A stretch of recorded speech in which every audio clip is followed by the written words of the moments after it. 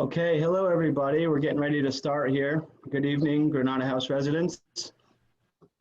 My name is Tyler, the president of the Granada House Association Board of Directors. Let's just wait for everybody to log in here and then we'll continue.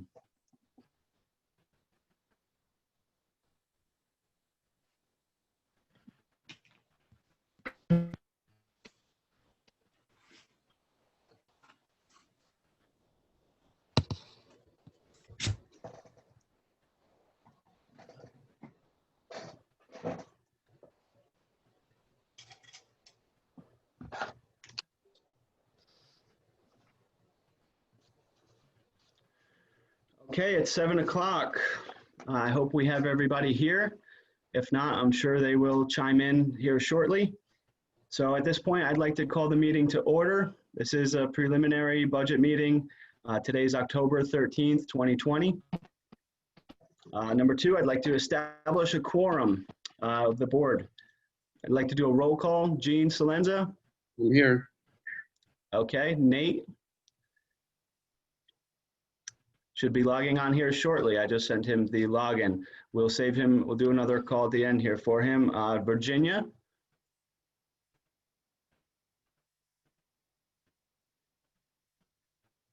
Okay, and Jack. All right, let's just give everybody a couple more minutes to log on. I think there might be some delayed.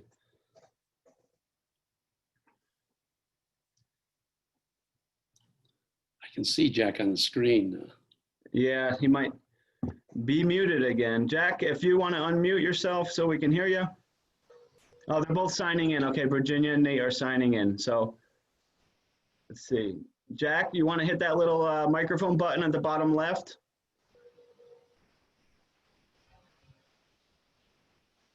Where it says mute or unmute.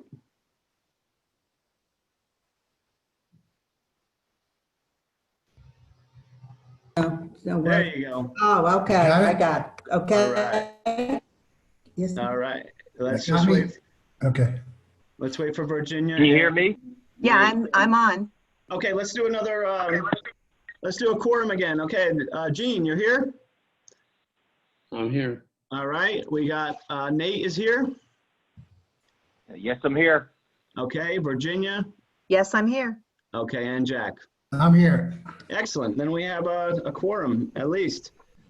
Okay, so number three, we're going to be talking about posting of the agenda. It was posted 6 p.m. Friday on October 9th, 2020 in compliance with the requirements of a minimum of 48 hours prior to the meeting. Tyler, Yes, sir. I'd like to make a comment on that. It wasn't posted at that point in time. That's what the agenda says, but I didn't get it until 5:54 p.m. on Sunday. That's when the agenda went out. Okay, well, we'll make a, That's what the minutes should reflect. okay, I put it on the TV in the lobby on Friday, but yeah, it went up in the news, the mail room, I guess, on Sunday at 5:54, you say? Right.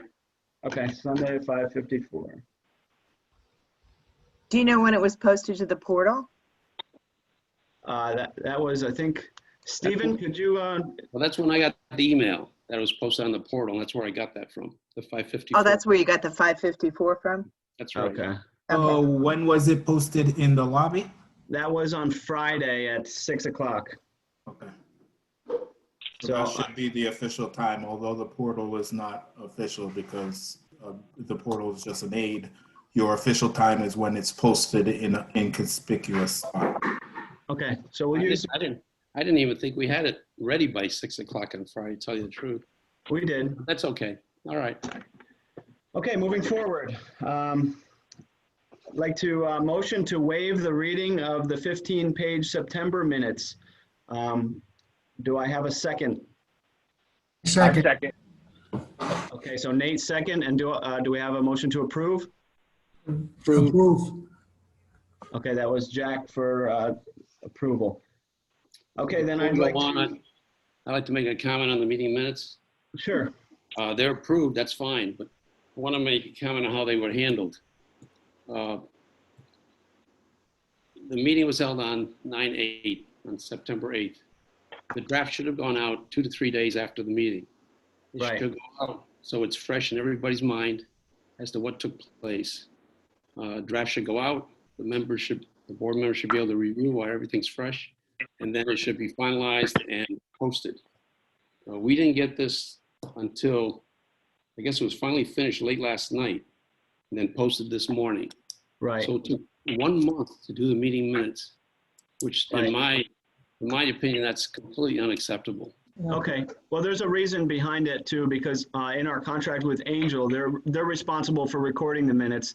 And I know before September's meeting, they have not had a chance to perform those duties for us. So this is the first time that they've actually got to take a stab at it. So, you know, I'm sure they do it for other buildings, but we also went back and forth as a board updating certain parts of it and, you know, putting page numbers on it and all that. So this is the first time that collectively we had an opportunity to involve our property manager in allowing them to do that for us, which it's in our contract. So I understand, Tyler. I understand all of that.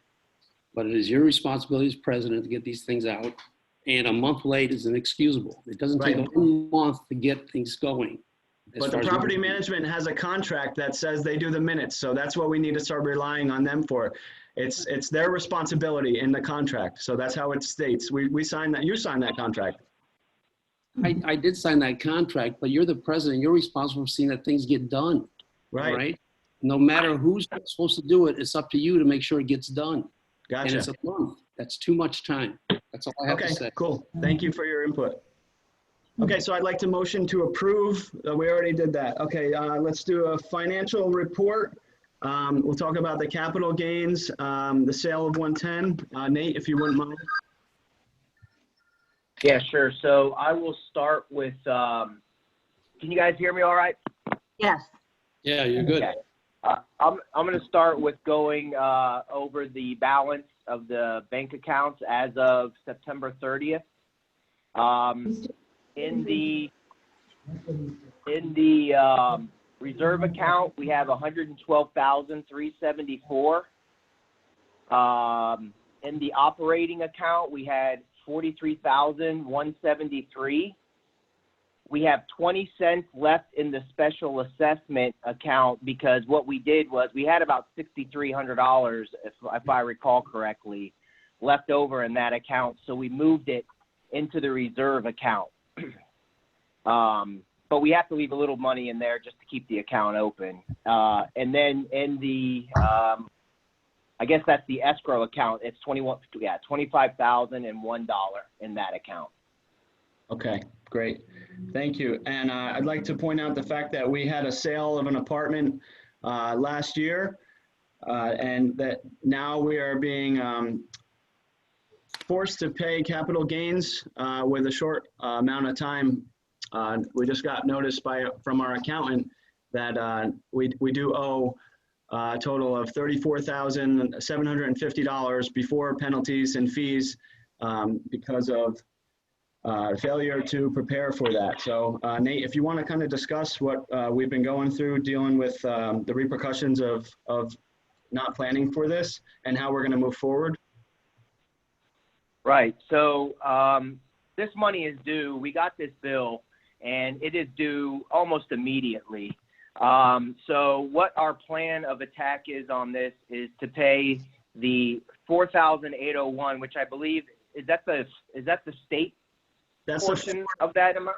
Yes, that's Florida Okay. tax. And that's including penalties if we pay it by the 15th, which Cynthia has a voicemail on her mailbox to send that invoice to us for approval first thing tomorrow morning. Okay. So yeah, we want to get that done by October 15th. The remaining balance will be paid over, I think we said 18 months. Our real plan is to pay about $2,000 a month, and then in the month of November, go ahead and try to pay it off by doing a special assessment for an additional month's maintenance fees. And then we'll have this thing paid off by November 1st. Okay, so just to clarify, that's next year or this year we want to pay it off by? No, it'll be next year. Okay, November of 2021. okay. I just want to clarify when, people can expect to plan for that. I have a comment on that. Yeah, sure, go ahead. I don't think we should do a special assessment. We can't get into the habit of starting doing special assessments to pay bills. My proposal is to go on the installment plan, get this, do the first couple of installments to bring us to January 2021. In the budget process, we should include paying this entire thing as a line item in the reserve or in the special assessment, whichever one controls. And then once we hit January 1st, we pay the remaining balance. So we only pay 2 months on the installment plan and only 2 months, whatever interest we have to pay. And in January, we pay it off rather than having a special assessment just to cover this tax bill. Okay. Well, let's discuss this as a board further. Let's get on the payment plan so that we don't accrue any more interest penalties than we already have. And we can discuss how to proceed with this moving forward. We just What want are the penalties? the penalties? What are the penalties? It's If it's not paid off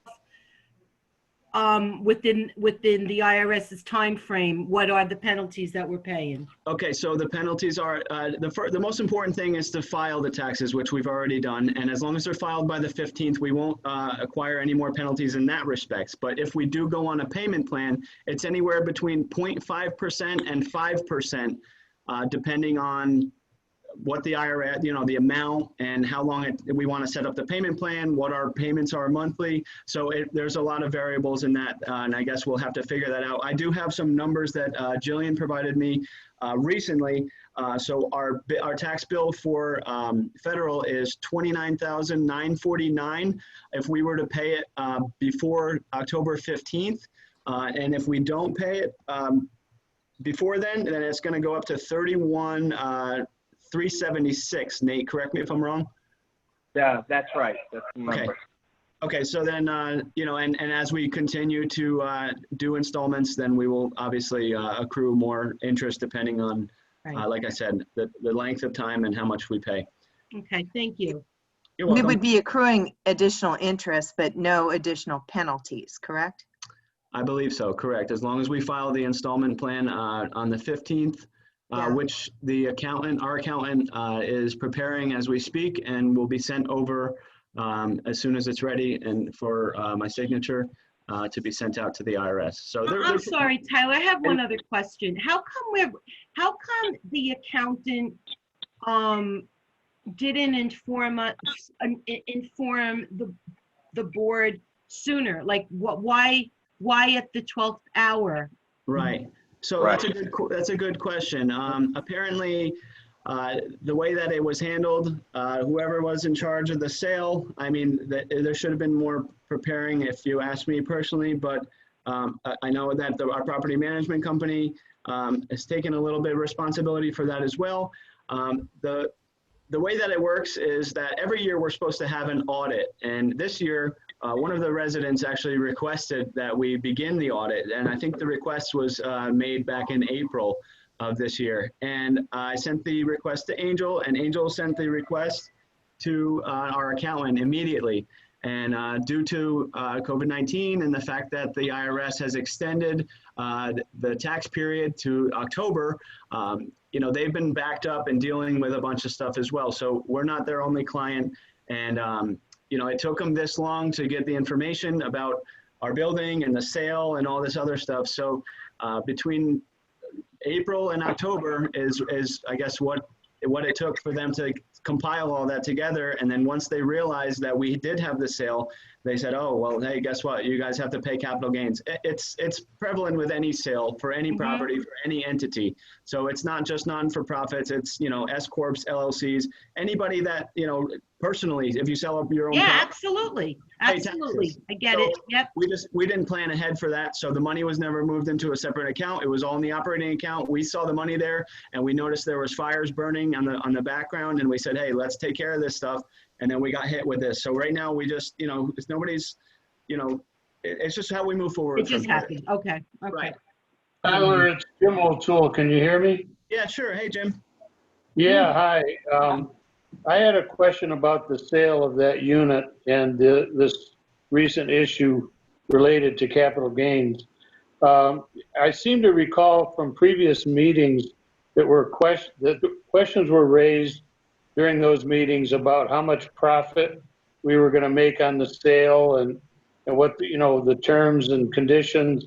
I don't think I ever identified who the realtor was.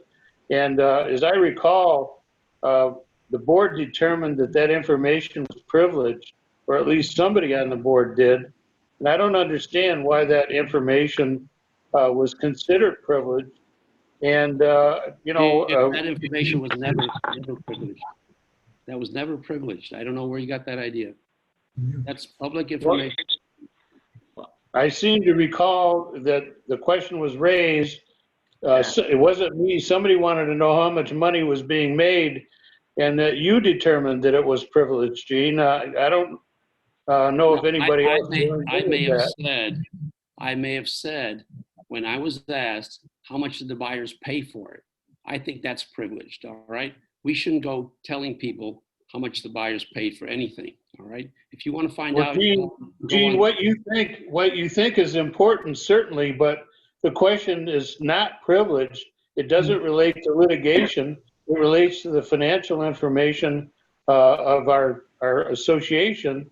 And maybe had you advised us of those facts, you might have gotten back some positive feedback with respect to tax implications down the road.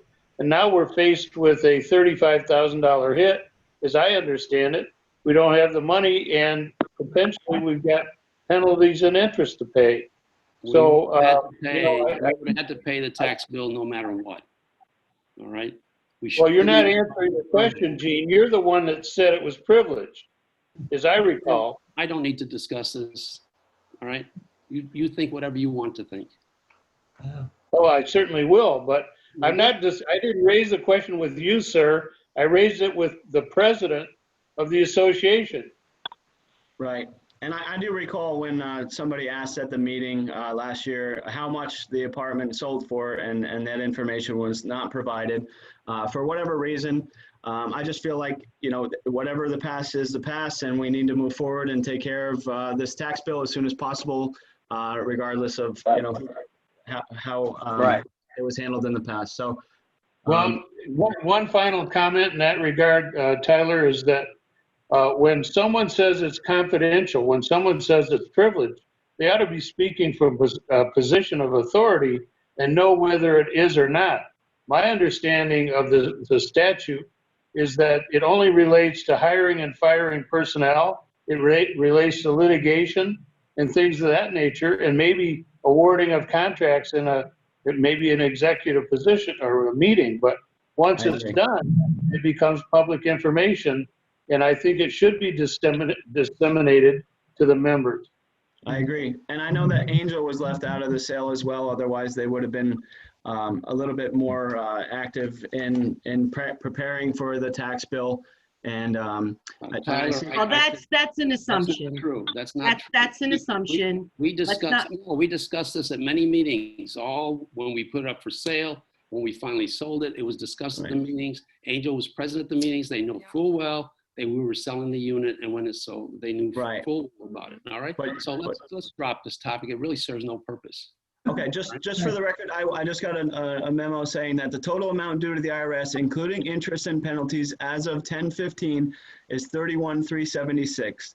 The interest and penalties will increase if the association decides to do a payment plan and not pay the amount in full by 10/15. The total amount due for Florida is $48,001, including penalties as of 10/15. So, like I said, we're going to attempt to pay the $48,001 as soon as possible, and then we'll do the payment plan hopefully by the 15th and have that all set up. So just to keep everybody in the loop, that's where we're at, and we plan on taking care of that. So, Thank you. You're welcome. Thank you guys for your concern. Let's move on to the agenda. Unless anybody has questions or comments. Okay, great. Okay, so if you guys were privy to the attorney's correspondence that was released to the portal today, I don't know if anybody had a chance to read it. Sorry. You asked if there was any comments on the agenda items. I do have a comment. No, I was talking about the financial report, and then I Menno don't, is. but you're moving on to the agenda, and I have a comment before we start the agenda items. Yeah, sure, go ahead. That I think is very important here. The main purpose of this meeting tonight is to review the proposed, preliminary proposed budget, the reserve and special assessment. The first two agenda items, the attorney's correspondence and reorganizing the board, really aren't paramount to this meeting tonight. We should move forward and discuss the budget, because that's what everybody's interested in. I disagree. At any meeting, we have the opportunity to bring agenda items, and this agenda was approved by a majority of the board and posted to the portal. And I think we need to be transparent with the residents on what's going on at the building here. You misunderstood me, Tyler. You misunderstood me. I'm not saying don't cover those topics. I'm saying let's do the budget first, because I don't want to get to 7, 8 o'clock or to 8, 9 o'clock, and we haven't even gotten to the budget yet, and it's getting late. Well, let's keep it brief. Let's keep it brief and move on. This is the agenda and the way that we have approved it. So we're going to continue with the budget. We agree. The budget is important. The budget is important. We agree. Dominic, it's on the agenda. We understand the budget's important. That's why we're here doing it a month before the budget meeting. Okay. We know it's important. Thank you for your concern. Okay. So we're going to continue. May I suggest, Tyler, that we take a vote of the board members on whether we should move to discussing the budget first, of primary importance, and discuss the other agenda items later. I want to have a vote. No, it's not your call to have a vote, Gene. I motion to You're not have the a president vote. anymore. I don't care. Come on, guys. Can we play nice? I can make a motion at any time, Tyler. Okay, well, I'm And if going to we have to continue vote with of the the board agenda that members- was approved. Hey, let's not throw titles around. Please play nice. Don't throw titles around. Play nice. We're all adults. Play nice. I make a motion to review the budget item first and then cover the other ones. I want to put that to a vote. Any second to that motion? I would second that. Thank you. I want to get the budget done too. That is what's important, and everybody's interested. Okay, That's well, why we don't have a third vote, so we're going to continue with the agenda the way that it's formed. We don't need a third vote. You only need a second in motions. No, you need to approve it. A third is a majority, Gene. Oh, my God. This is Let's continue. You're wasting time right now. Let's follow the agenda that was approved by the board. Why are we Let's beating just go around with the the bush? Let's agenda. handle this. Let's Wow. get through Guys, this. let's just go with the agenda. Let's Yes, just that's move what we're forward doing. with it. We approve the agenda. All Okay, right. here, I Mr. re- Salenza, I retract my second. okay, great.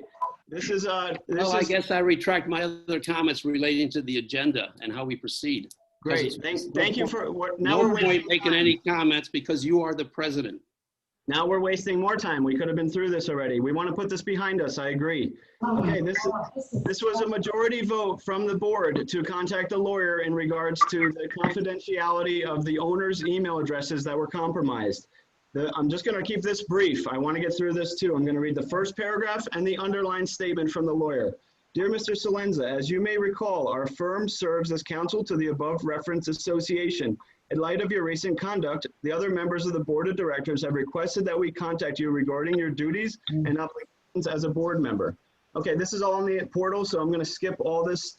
And I'm going to go right to the bottom here on the second page where it says, therefore, please ensure that you immediately and permanently refrain from sending any communications to any of the email addresses that you improperly obtained via the property management portal website. That's all I have to say. That was from our lawyer. We had a board vote to contact him to address this matter. We approved this communication and Gene responded. You can summarize your response if you wish. Okay, I will do that. I'll make it brief because obviously we're not going to read a 2-page letter. Thank Here's you. my response. I'll read the first part of the letter and I'll read the last part of my letter. The Sure. first part of the letter to Andrew Black. Thank you for your recent letter dated September 22nd regarding Granada House Association. I am looking forward to getting this entire matter behind us. As you know, I have worked with you for over a year now in my capacity as president of 2019 Granada House Board of Directors, as well as the first 2 months of 2020. I have always appreciated your timely and valuable advice in many manners. I have always strived to do what's best for the Granada House and have not let personal matters influence my decisions or actions. Personal matters. In this particular situation, I am sure you can appreciate that whatever you have seen or been told may not represent all the facts. I feel compelled to write to you to explain my actions and my intentions regarding this matter. Then the rest of the letter is pretty much given a history of what took place here and why I did what I did. On the second page, I did send this out, and I say I already had many of their email addresses prior to my correspondence. And then during my term as, okay, let me redo that. What I'm trying to get at is here, I sent out these emails. I did get some email addresses from the portal, which is confidential information. Many of these email addresses I already had, and I used those. And the few that I was missing, I did get them from the portal. All right? I say, in spite of my good intentions, I'm providing this service, which is keeping the owners informed, because we didn't have any meetings since February until last month. And there were many things going on which the owners should have been privy to, and they were not being kept informed. I felt compelled to inform them, and that's why I sent these emails out. In spite of my good intentions on providing this service, I now realize that it does not justify my using the portal to obtain the few email addresses I was missing without the prior approval from the members. I should have obtained the few missing email addresses through mutual friends. Having received your letter, I will no longer send out any emails to those owners for which I did not already have their email addresses prior to accessing the portal. For those few email addresses that I obtained from the portal, I will contact the owners and request that they provide me their email addresses and indicate whether they wish to receive future information from me regarding activities at the Granada House. I feel that in doing so, I am not violating Florida statutes. I am exercising my rights under freedom of speech to correspond with my friends by whatever means so as to express and exchange information and ideas. Please review and respond with your comments regarding my conclusions and propose future actions stated above. Now, that was sent out on the 24th. Okay. Now, since the 24th, I did not receive any response from our attorneys. I'm sure you got a copy of that letter that I sent to I did. Our attorney. On the 30th, over a week later, I wrote another email to our attorney. I said, it has now been over 1 week since I responded to your 922 letter concerning emails. Please get back to me with your opinion on my conclusions and future actions. If I do not hear from you, I will presume that you have no comment and will proceed accordingly. In other words, proceeding accordingly means that any email addresses, which are small in number, that I got off the portal, I will contact those people individually and get their permission. Right. Anybody I don't else? think you understand that you're not allowed to contact them if you obtain the email addresses from the portal. You can't do that unless you run it by the board and we approve it and it goes through Angel. That's how we do the newsletters. You're aware of this. Right. So you can't just contact them and say, hey, do I have your consent? We technically need to ask for consent from all of the members to contact them because we don't even have that on file. Nobody signed a consent saying that we're allowed to contact them, even from Angel, let alone individually as residents. So herein lies the problem. I had the majority of their email addresses already. Okay, but for the ones that you didn't have, that was the problem. And that's where I would like to come forever. For all time going forward, I cannot talk to these people is what you're telling me. Unless you consent, get them to consent. No. If I get their phone number from a mutual friend and I call them up, would you like to see them? They send me their email address. Right. There you go. I can go ahead and contact them. Okay, but that's not what you did first. That's why the lawyer wrote you a letter. That's what we're addressing now. Question about the lawyer. Tyler, quick question about the lawyer. Who's are the owners paying for this lawyer? Oh, absolutely. Yeah. Now, why? Let me ask you a question. You, Jack, and Joanne have a personal vendetta. No, against it's this. the board. Let me speak. Okay, Dominic. Let me speak. You're foolish. You have no right to use our money to go after Gene, who is the most educated and knowledgeable man this building has ever seen. That's the biggest lie I've ever heard, Dominic. But Well, you know it and I know it. You can't stand him. You told me yourself. You told me yourself. I never said that. So, Thank you. and the vote for Joanne is a We're vote gonna for continue on with the What do you, meeting. Dominic? You couldn't stand him either. This is supposed to be a nice Yeah, meeting. okay, so we're gonna continue to, the I have next. a Move on question. already. It That's would be a enough. nice Move meeting without on. you, No, Joanne. don't move on. Move on. When I they have a question. fail and they- Angel, can you please mute everybody? Because I want to continue with the meeting. Right. Tyler, I have a question. No. I have a question, Tyler. What? It's a simple, don't get nasty. I have a simple. I'm just said, question. what's your question, My please? question is, the problem arose because Jean took email addresses from the portal. Is that a fair assessment? Okay. Okay, is that a fair assessment? As a board member, yes, he acquired Okay. email addresses. So for the people, I just want to understand the Right, implications of all of this.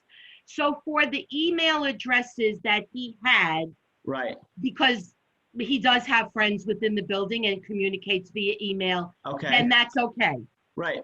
If Okay. he has the email addresses, then everybody should have access to the email addresses. That's the point. And other people No, want no, you're missing you're not understanding my question. Okay, My question is, if he had email addresses and he corresponded with his neighbors at the Granada House. right. That wasn't the case, though. Okay, but no, that's my question.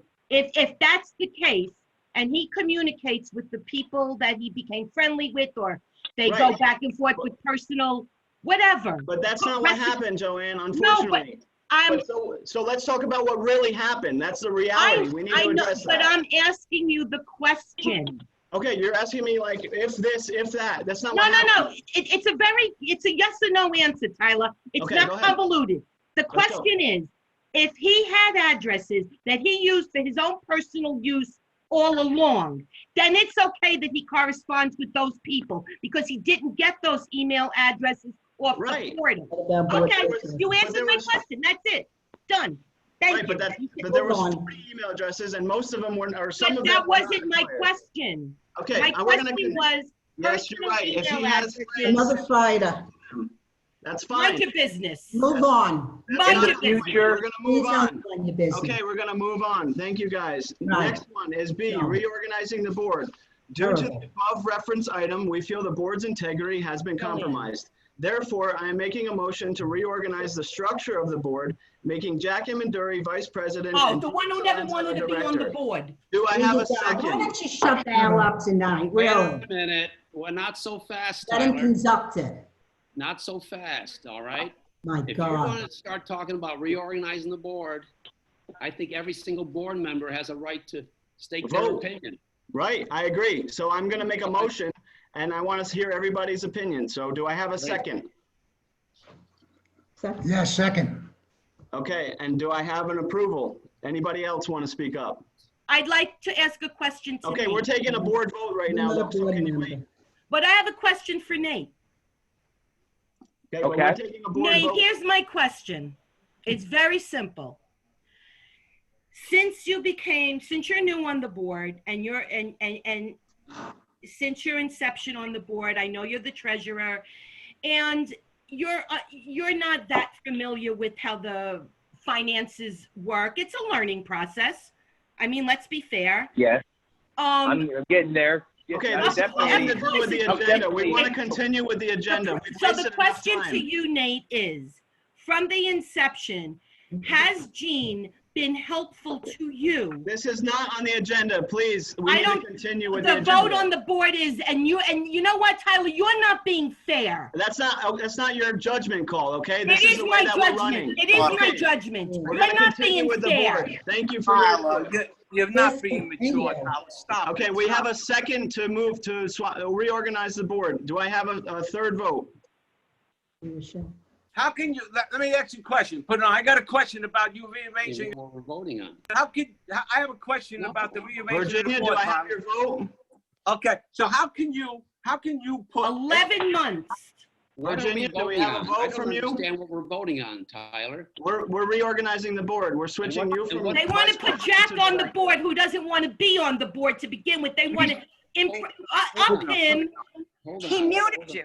Hold on, He everyone. muted I you. want You know, you need to really be Should've done the quiet. budget first. Jack, I want to understand. Should've done the what we're budget voting on, first. All right? No. In all board matters, whenever you want to take a vote on something, every member gets to make a statement and Okay, discuss the item. that's fine. I agree. So why are we voting on this if we haven't discussed it yet? Okay, let's discuss it then. Nate, what do you got to say? Okay. To answer Joanne's question, yeah, absolutely, he's been helpful to me throughout this process. And look, I'm still learning, but I feel like I'm getting pretty proficient at this right now. So for that reason, I can't vote for the rearrangement. So is that an abstain or is that a nay? That's a nay. Okay, Virginia, please comment. That's a short thing to do. My inclination is to vote for the reorganization, and my rationale is because I thought that it wasn't right for Gene to be sending out newsletters to just certain people in the condo. And when I heard about that, I asked him if he could share those newsletters with me, and he said no. He said, I'm sure Tyler has access to them. But then later he did change his mind and forwarded newsletters to me. And I kind of had the feeling that he was trying to present things that were divisionary. And I don't want division. I want unity. I want us to work together. And I need to interrupt because we are not conducting this meeting properly. We cannot take a vote on reorganizing the board specifically by removing me and putting Jack in my place until everyone has the chance to comment. Once Okay, we just commented. Wait a minute. Once everybody comments, then you take a vote, because once everybody listens to the comments, that's when you can vote. Without listening to the comments, how can you vote when nobody's expressed their opinion yet? Okay, well, we got everybody's comments. Donis, do you want to say something? We haven't got everybody's comments. I don't care. They're not being fair. This is We got his comments. Now we are getting Virginia's comments. All right? So Virginia, continue unless you're done. no, I mean, that was, you've been very helpful. You've really mentored me through this process. So I really do appreciate you. And this is not like a demotion. It's just a change in position. It's just a change in role. And I don't know. I mean, I want you to still be on the board, and I still. Hello. I'm sorry. I keep getting muted by. Who is this? The host. Who's this? It is Susan Karen. Campano. Hi, Susan. I keep getting muted, but I want to make one statement here so that everybody can hear, the board and everybody. That's very relevant to putting Jack in a VP position. Okay. Jack Amadori, during the COVID situation down there, I was there, we were there. He and Joanne would take the chairs from the chairs. I want to finish my comment. And they would use the pool chairs, even though Broward County, it was against the Broward County rules. I have photos of them sitting out there in those chairs every day. They were only people that don't follow the disregarded the rules of the Granada House and of Broward County. This is the person that you want to put ahead of Gene, who has taken so much of his time to look into every detail of the processes and follows the rules. And this is absurd. Thank you for your input. Thank you for your input. We have to absurd. continue. We have to continue now. Gene, You can't put somebody in charge that don't. Okay. You know it and I know it. We appreciate your input. Thank you, guys. Pacifying. You're being pacified. No, we're Yeah, continuing. I know. We're continuing. Thank you, guys. We need Don't Jack. worry, You we'll have Jack, you got a vote. Jack, we need your comments. Jack, please continue with your comments. Can I speak, Tyler? We have to hear from Jack, and then we'll let the residents speak if you don't mind, Anthony. I'm sorry. No problem. Jack, Yeah. all right, let's hear your comments on the reorganization of board. How do you feel? Of course he's going to say yes. We all want to work together here, okay? Oh, bullshit. Who's saying No, that? we do. Come on now. Look, Oh, we really do. Stop the crap. Okay. This was a nice place to live before Gene came to this place. Oh, my God. Oh, my God. Go home. No, that's Go not home true. back to Brooklyn. That's how I feel about it. Go back to Brooklyn, you loser. Okay, let's be Wow. respectful to everybody. Let's be nice. Come on, guys. Follow the rules. Come on. Okay. Is that it? Are you done, Jack? I'm done with you too. Right. Can I That's speak now? terrific. Yes, please. I'm sorry, Anthony, I have not made my comments yet. This is extremely, extremely disappointing. All right. We, the members of the condo, Mhm. would like the board members to work together. Virginia, you wanted unity. This is not unity. Right. I agree. This is not unity. This is very, very disappointing. Right, This is hurting all the members in the Grenada House. right. And I am not happy. Well, I am not happy because I am paying my dues like everyone else. And I demand that you people get along. We are human beings. Why right. are we all being so childish? With Because all we- due respect. You know what's going to It's happen very is they're going to be upsetting. It's voted very out. upsetting. Well, if anybody else wants to run for the board, we welcome it, because, there definitely needs to be more support here. And, we would appreciate if people would start running and being more involved here. I think that's important. So I So think, regarding, sorry, Tyler, sorry to interrupt. Go ahead. Regarding this reorganization, I don't know what it's all about, but I do have a question. yeah, sure. Does this term not run out in December? Yeah, it runs out. Anthony, the reason So my for this is question that we is- don't condone this behavior from any board member. Anybody that did this, we need to show that we're not okay with this. We compromise the integrity of the board by going around the board's back to talk to 40 members, So- obtaining the email addresses illegally. That's the point. We're not gonna. Tyler, Think about it. Tyler, So Tyler, Ty- this is can I just, Farmer here. my question? How many? Can I just ask my 40. So my question is about this reorganization. Right. Can I ask, like, being a layperson here, the term expires in 2 months. Right. Why are we doing a reorganization in the 10th month? So it's on record why we have the correspondence with the attorney, why we spend money, why we had a board vote to spend money to get the attorney to write this letter. People were going behind our back as a board when we're trying to do the right thing, and we have no control over it. Maybe the person should have came to the board and said, hey, let's talk about this, let's do something about this, and not go to 40 members and say, hey, this is what we're tried doing. so many times, Tyler. I tried working with you, and I Nate? got all this resistance, and I got my privileges taken away, and so on and so forth. And before we finish this, I have a statement I would like to read in my defense. Oh, another thing. I don't think there. Listen, guys, there's, Tyler, Jim there's, O'Toole, comment, please. Jim O'Toole. Yes, I want to address Dominic's comment about wasting money with the attorneys. Dominic, Gene Salenza voted to ask for the attorney's opinion, just in case you didn't know that, as did the other board members. Everybody, it was unanimous. Okay, I didn't know it was unanimous. I did. The other thing is, I'd like to address Joanne's question about whether or not it's appropriate for Gene to continue to use the email addresses that he obtained personally and not through the portal. The answer, Joanne, is it depends. Those email addresses, if he obtained them through completely a social scenario, as you described it, I don't see a problem with that.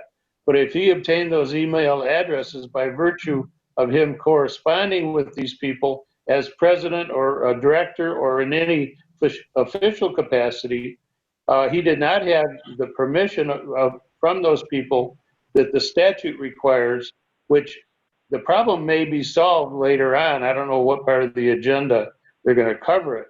But at some point, the board is going to ask the individual members to give consent to be reached by email. And if they give that consent, the statute and the attorney's warning with respect to that consent says that if the consent is given, everyone is going to have access to those email addresses. So at that point, if Mr. Salenza wants to continue his private newsletter, newsletter, he's got a First Amendment right to do that.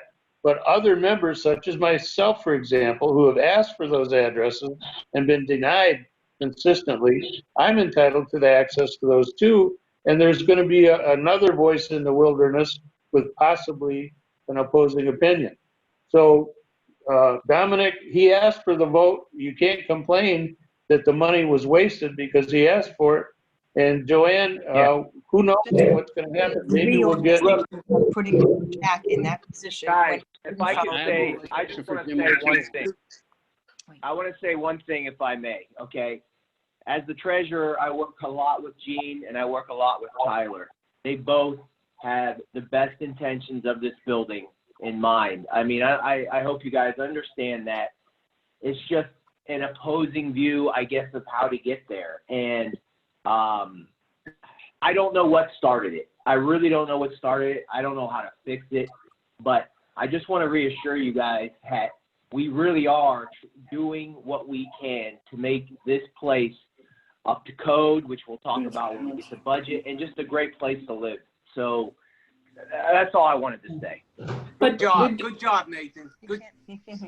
But if I Yes, may very well said, Nate. Very well said.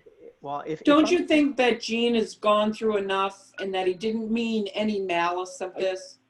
He was trying to I help. mean, enough is enough. The man is brilliant. He's Okay. doing things for the best interest of the Granada House population.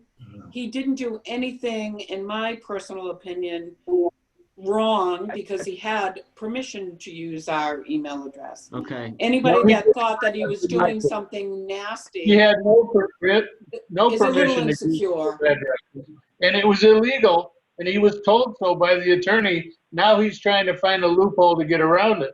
And if he Well, and tries another that- thing, I think that contacting an attorney instead of talking one-on-one about this to him was the wrong thing to do. Well, I think if you want to be letter good from an attorney. neighbors, no, I think if you want to be good neighbors and good administrators, you should be able to chat with people one-on-one and say, listen, what you did was problem- wrong. And he has The paid problem his was penance. we got a letter from an attorney. We got a letter from an attorney that, that lives here saying, so I wouldn't respond back to a letter that I got from an attorney. I would send it to an attorney to respond. So I think in that regard, we had no choice but to go that route. Exactly. Exactly. It's too bad. It's a divided It's house. unfortunate, and that's why we have to address it. We can't ignore it. So we need to address it. And now we're No, at I this think that point. you have addressed it by the lawyer sending him the letter and him responding with his remedy for it. And can we move on from Yes. that? So now we need Do to you take have a to vote. call a lawyer again? We need to take a vote. That's it. But They still want if I may, I remember at the last meeting, we asked, unanimously, is there a way that you can work all together? Okay, and I just want to add on what Anthony said earlier. I mean, this is what we're asking, and by sending attorney letters and then a response, and we bring all this back again. I see this letter situation as a tempest in the teapot.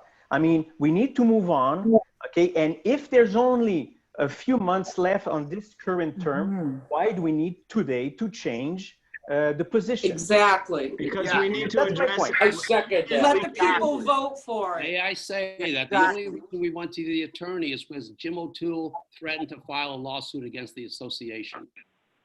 That's why we went to the attorney. Who's Jim O'Toole? That's the guy guy who's been who's a talking all resident. night. Oh, so you're the one that wants to spend our money. Waste our money. You're the one. Gene's the one that made the illegal attempt to collect the email addresses. So I don't know how I never got a blame response. somebody that's compromised. How come you didn't get a lawyer for Jack when he was breaking the rules, Tyler? Why? Why not? About the Gavon, pool, shut up, About the Gavon. pool, why? because it's Come not on, illegal. Tyler, this is. Wait a minute. It was illegal. The state was a state law. Broward The County. Browning County law. And you took the green Bring bin glass down. onto I the saw building. you so you could go sit down there and cause havoc around the That- pool area. Come on, please, please, please. Right, guys, Can let's we move move on, please? let's move on. Move We- on, that's We enough. need of to take a this. vote. We need to take a vote. We can move on. I disagree. I don't think a vote is necessary. I Well, think it's I not don't your, think a vote is really not your necessary. call whether we make a vote or not. This is on the agenda and we're gonna address it and we're gonna move forward. Why, So did you're you gonna already put have, did somebody you already on. have the votes, Tyler? Did anybody? You already have the votes within the board? Yes, we have the votes. Yeah, I know, I I motioned to figured that. move it. Jack seconded it and Virginia is approved. So we have 3 Virginia, you votes. sure you want to do that, We have- Virginia? Wait a minute, we have 3 votes for what? To To take a vote? reorganize the board. No, I haven't even made my statement yet. Are you Okay, kidding go ahead, me? make your statement, Gene, because it's almost 8 o'clock now, so we want to That's get through exactly this. why I wanted to discuss the budget first. We have an hour left. Continue. Why doesn't Gene have a vote? Now, first He of does. all, What, Wait is a he minute. up on charges? like I said before, Tyler, we need to each discuss and present our position. Then you take a vote. I don't care Okay, what so- Virginia voted. I don't care Let's what go. Nate voted. I don't care What what are you Diane- waiting for then, Gene? Continue. We have not Continue. even discussed this yet. Hold on. Continue. For what? So I'm making my statement. I have Let's a right go. to defend myself and make my This guy's statement. gotta go. So listen, as many of you know, I was elected president of the board following January 27th annual board meeting. In February, I stepped down for personal reasons. With my recommendations, I was instrumental in having Tyler elected as president. I was elected VP and vowed to work with Tyler on a daily basis for the benefit of the association. I had hoped that Tyler could put aside any differences between us in 2019 and that the 2 of us could work together to make this a great year for the Granada House. To my dismay, Tyler was not able to put aside his animosities towards me. He soon began restricting my access to various Granada House information sources. I was no longer allowed to access files that I had stored on the Granada House laptop in 2019. I was no longer allowed to access to online bank account information, as well as not permitted to view invoices before they were reviewed and approved by Nate, nor get a copy of the draft monthly financials for review before they were approved to be posted for the owners. I was the only board member that had the experience and knowledge to view and analyze this financial information for the benefit of the association. And I proved this time and time again. All right, now to go on.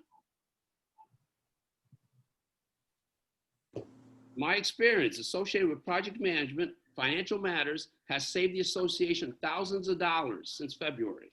Now I was able to discover and correct errors in the draft monthly financials and 2 errors in transfers between reserve funds and operating accounts. Examples of all these things that I discovered. As far as Mircom, I saved the company $2,000 or the association $2,000. All about The me. vendor did not fully comply with the codes with the design and installation of the fire pump. On 6/22, Tyler sent an email to the board. May I have the floor, please? On 6/22, Tyler sent an email to the board with Mircom's proposal to make necessary corrections. It would cost an additional All $5,000, about me. and they offered to pick up half the cost, $2,500. During a phone conversation, you need to be muted, Jack and Joanne, if you can't listen. I have the floor. Excuse me, it's not us making sounds. We're listening to you. Make it short. It's already 8 o'clock. Excuse me. Shut up. Excuse I think, Tyler, you should mute everybody until I'm done. I'm not the host, so I can't do that. Done. You can't stay here all night. It's all about you. Everybody, you can mute and unmute yourself. We are fairly crude. Just look Unmute at your yourself. screen. You can Unmute unmute. you. You can unmute and mute yourself. You're a disgruntled loser. Oh, Unmute shut you. up, Joanne. You're Don't toxic. tell me to shut up. Oh my word, I'm ladies. not getting into a fight with you. I refuse to Wait, roll wait, myself. I muted you. Right. This is just going to take that much longer. This is for informational purposes. Everyone has the ability to mute and unmute themselves. We will know So, that. out of respect, everyone should put themselves on mute. Joanne, pay attention. I don't need to pay attention to you. You don't pay attention to anybody. I pay attention to everybody. Continue. Forgot what I did for you years ago? We're not talking. Gene, go ahead, finish your Get story. out of please. here. Let's just finish this. What a disgrace. On 6/22, Tyler sent an email to the board with Mircom's proposal to make the necessary corrections. It would cost an additional $5,000, and they offered to pick up half the cost. During a phone conversation with the board, I explained that this was a design error on Mircom's part. for not following codes and that they are responsible for all the costs except for $500 to provide an additional concrete slab. On Tyler's behalf, I replied with a 622 email to Mercom explaining our proposal for cost sharing, and they responded that they would pick up all the costs for the change except for the $500. I saved $2,000 right there. Next item, drainage issues with immense toilet and trash rooms. Tyler sent a 316 email with a quote from Bob Smith Plumbing to repair drainage problems, stating that this has been neglected and needs to be fixed. The quote was for $17,700 to dig up the men's room and the parking lot to replace the drain lines from the Granada House to the city's sewer mains on Riverside. That called everybody up. Later that day, I sent an email to Tyler stating that my personal position is that the Granada House cannot spend almost $18,000 to fix a toilet in the men's room. On 6/15, we had some emails, correspondence from Tyler. I have spoken to several plumbers who all recommend Bob Smith due to the nature of their business being underground pipes. They have all the specialized equipment, need to get the job done. They have also given us a quote in the past for the job. The price is $17,700, which, if divided by 152 units, equals $116 to get this problem solved. In other words, he was proposing that each owner pay $116 to do this plumbing repair and rip up the parking lot. I have updated the newsletter and provided a link below. I would like to bring this information to the table and start to figure out a way that we can reach 2/3 of the owners to get this approved. Personal All right. not benefiting anyone. Jack on Monday the 15th responds, definitely post the newsletter and get moving. This is something of an emergency. The issue and problem has to be addressed and settled. You are doing a great job. You can count on me. All right. Okay, All let's right. make this brief. Later that day, I wrote, I think it is premature to announce to the owners the method of repairing the drainage with only one quote. With such a large amount of over $17,000, this requires at least 3 quotes to be sure we properly identify the problems and get the best results for our money. I later responded, I have asked 3 plumbers that, oh, this is from you. This is from Tyler says, I have asked 3 plumbers. They have all said that Bob Smith is the only one in the area that has the specialized cameras and tools to do the job. That was recommended by Pat from Infinity Plumbing, me, our I'm plumber still here. reading. Well, let's hurry up because we got to continue. Excuse me, this is my position on the board is on the line here. Yeah, we know you're great, Gene. Let's continue. All right. Tyler later responds, the process is called hydro excavation, and no one locally can do it other than Bob Smith. I responded, the following comments are my opinion only. I believe there are other underground plumbers out there in such a large metropolitan areas of Southeast Florida. I believe we should get additional quotes. I am not convinced that we have properly identified the problem and that we have the best solution. If we go forward with this, I don't think we should ask the owners to reach out of their pockets. We can't get into the mode that anytime we want something done, we ask for a few dollars, $100 from the owners. If we go forward with this, the cost should come out of the operating budget. Why is this suddenly an emergency? It has been going on for years. Many owners may be financially strapped during COVID. Then I went on to say, to comment on the proposal that Bob Smith gave us, and there was all sorts of holes in it. Hey, are you going to go through that or can we move forward? No, I'm almost done, Tyler. Relax. Oh, my God. Then Virginia on the 16th of January, the day after, she was able to find 3 other plumbers that do this kind of service in South Florida. Come to find out, there's all sorts of plumbers that do this kind of service, and yet you were ready to jump the gun at $17,700, rip up the parking lot with only 1 quote, and Right. Jack says, hurry up, let's do it, we need it. All right. That shows lack of experience and poor judgment. Cool. All right? I am Thank not you, Gene. done. I am not done. No, of Tyler course not. subsequently found express drains to investigate and do the repairs for the men's room and trash rooms for a total of $5,739, a savings of $11,161. Drainage is working fine. Before we proceed with the parking lot, we will need a video. We need to video and investigate the drain lines to Riverside and make any further repairs as may be required. I have one more example, AC water system. Work required to resolve issues with poor quality, water quality with the AC water system. We received quotes from 3 vendors. We considered quotes from Hill, York, and Airstrom. Hill York quoted $9,687 to do the job without replacing the expansion tank. $17,977 to do the job with the expansion tank. Airstrom quoted more than Hill York, $10,384 without the expansion tank. And we decided, they also noted that replacing the expansion tank was not necessary at this time. So against my recommendation, we went with Airstrom for more than Hill York. And again, I explained to the board all the problems I had with Airstrom last year, and the fact that they tried to rip us off every time we turned around. We did several jobs with them. So I recommended to go against them. And yet you were able to persuade the board to get 3 votes, and you went with them. After the job was done, after completing the work, Airstrom indicated that we really need to replace the expansion tank for an extra $5,495 for a total cost of $15,879. This was a difference of $2,902 that we ended up paying because I could not stop you or convince you not to go forward with Airstrom. It's a board decision, that's why. Look, this is a board, that was a board decision. You know, every time we do this. It was a board decision. We wanted, I felt continuity. I haven't finished making my statement, I please. felt continuity was important. That's fine, Nate, that's fine, but I'm not done reading this.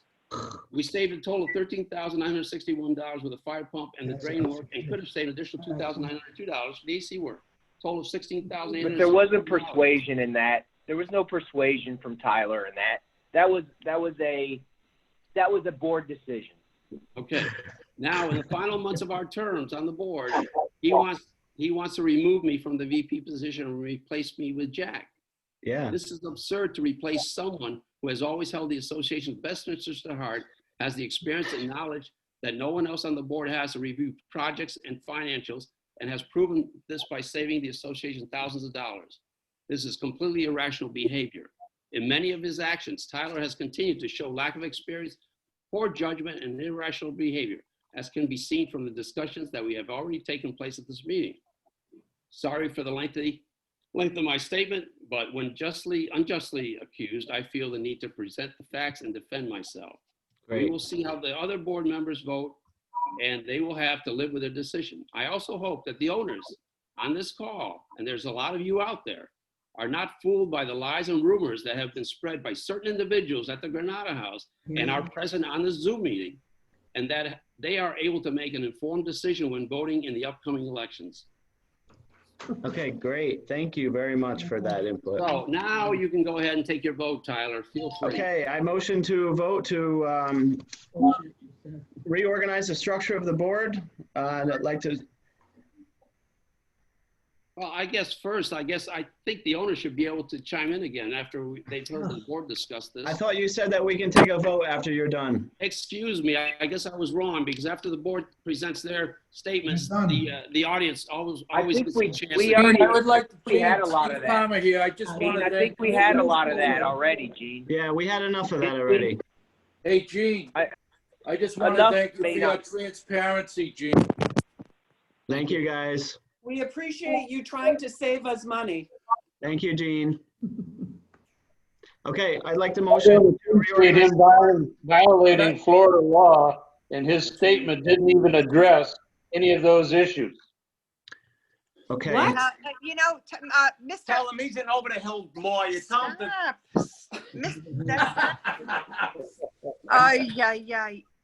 Mr. Attorney, his name is James O'Toole. the only thing is, once again, I'm back to my issue with the fact that you want to put a vice president in that position, you want to put Jack in that position, and he boldly did not follow the law and the rules of the Granada House that everybody else followed. He was totally disrespectful to the rest of the Granada House. Why? Okay. That's what I don't understand. Okay. Why didn't you report him then? That's all you had to do. You could have filed a report. Why he feels that he's entitled to use the chairs when nobody else was. I want to know that. Okay, well, we don't have an answer for that right now. We're not going to discuss that. Why not? But we're taking a vote right now. Unfortunately, we have to take a vote. So no, but why won't you answer that? because Why we're won't not you answer? addressing that issue right now. Well, So let's not- I want you to address it. You're I don't, putting him I'm as a telling vice you that I'm president. not going to, so I don't know why you Putting him keep as a vice asking president. me. You're putting him in as a vice president, Tyler. We have the right to ask these Do you know questions. the role of the vice president? It's to do what the president asks him to do and nothing else. And he's there if the president isn't here, the vice president is here to step up. So unless I address him to do something, then he's not supposed to do anything but be a vote. So there's no. Tyler, the only reason why you're president is because Gene stepped down because of health reasons. They voted on and you were put as president. Wow. He stepped down. Thank you for bringing that up. I appreciate that. But it's the truth, Tyler. I know. don't understand we're the 11th month into this and why you would want to reorganize a board for Because- the 1.5 months that's left. Because it's on the agenda and we voted to put it on the agenda. Disgrace. And we're gonna take care of it. So He I'm, did something wrong. What he did was illegal. And when Gene stepped down, Tyler stepped up.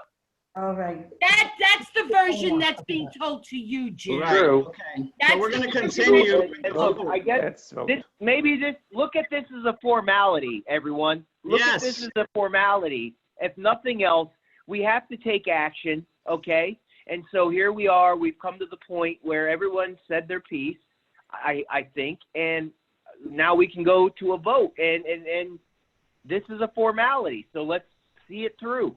Okay, well, I'd like to continue and I'd like to make a motion to reorganize the board. Do I have a second?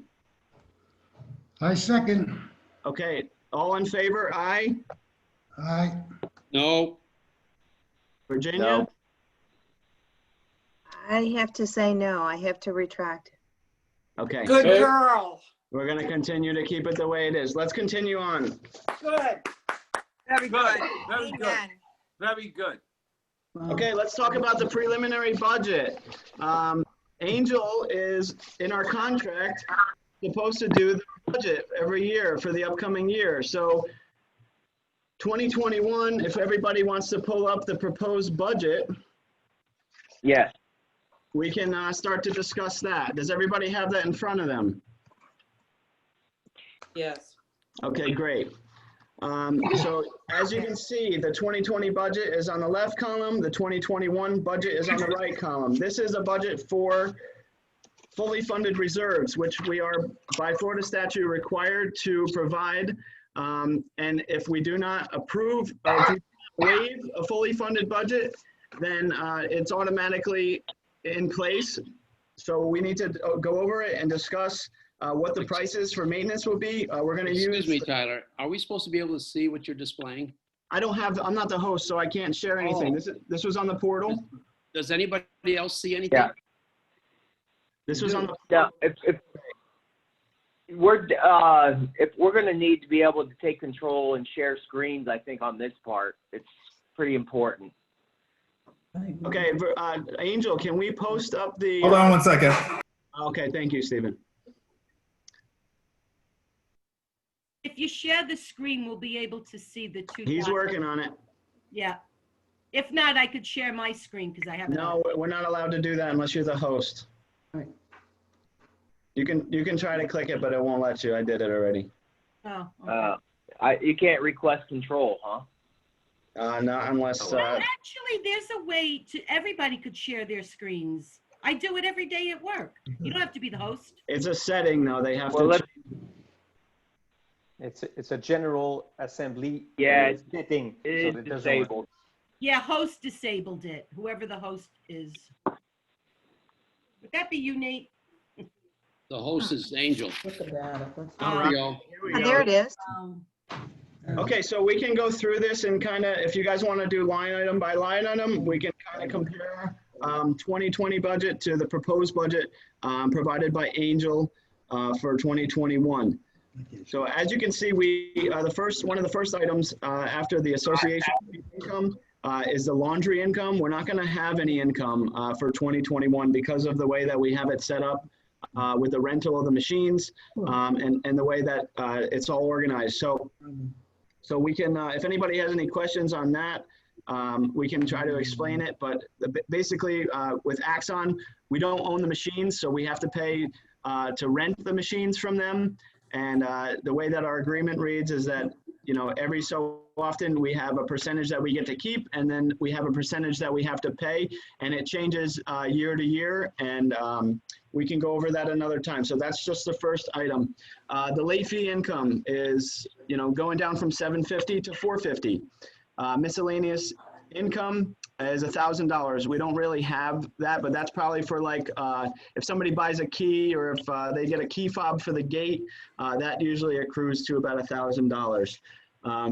Other operating income, so that's basically a combination of those boxes added up, and then we have the total operating income. So we can go down to expenses here, and I'm going to let Angel take over if you don't mind. Jillian?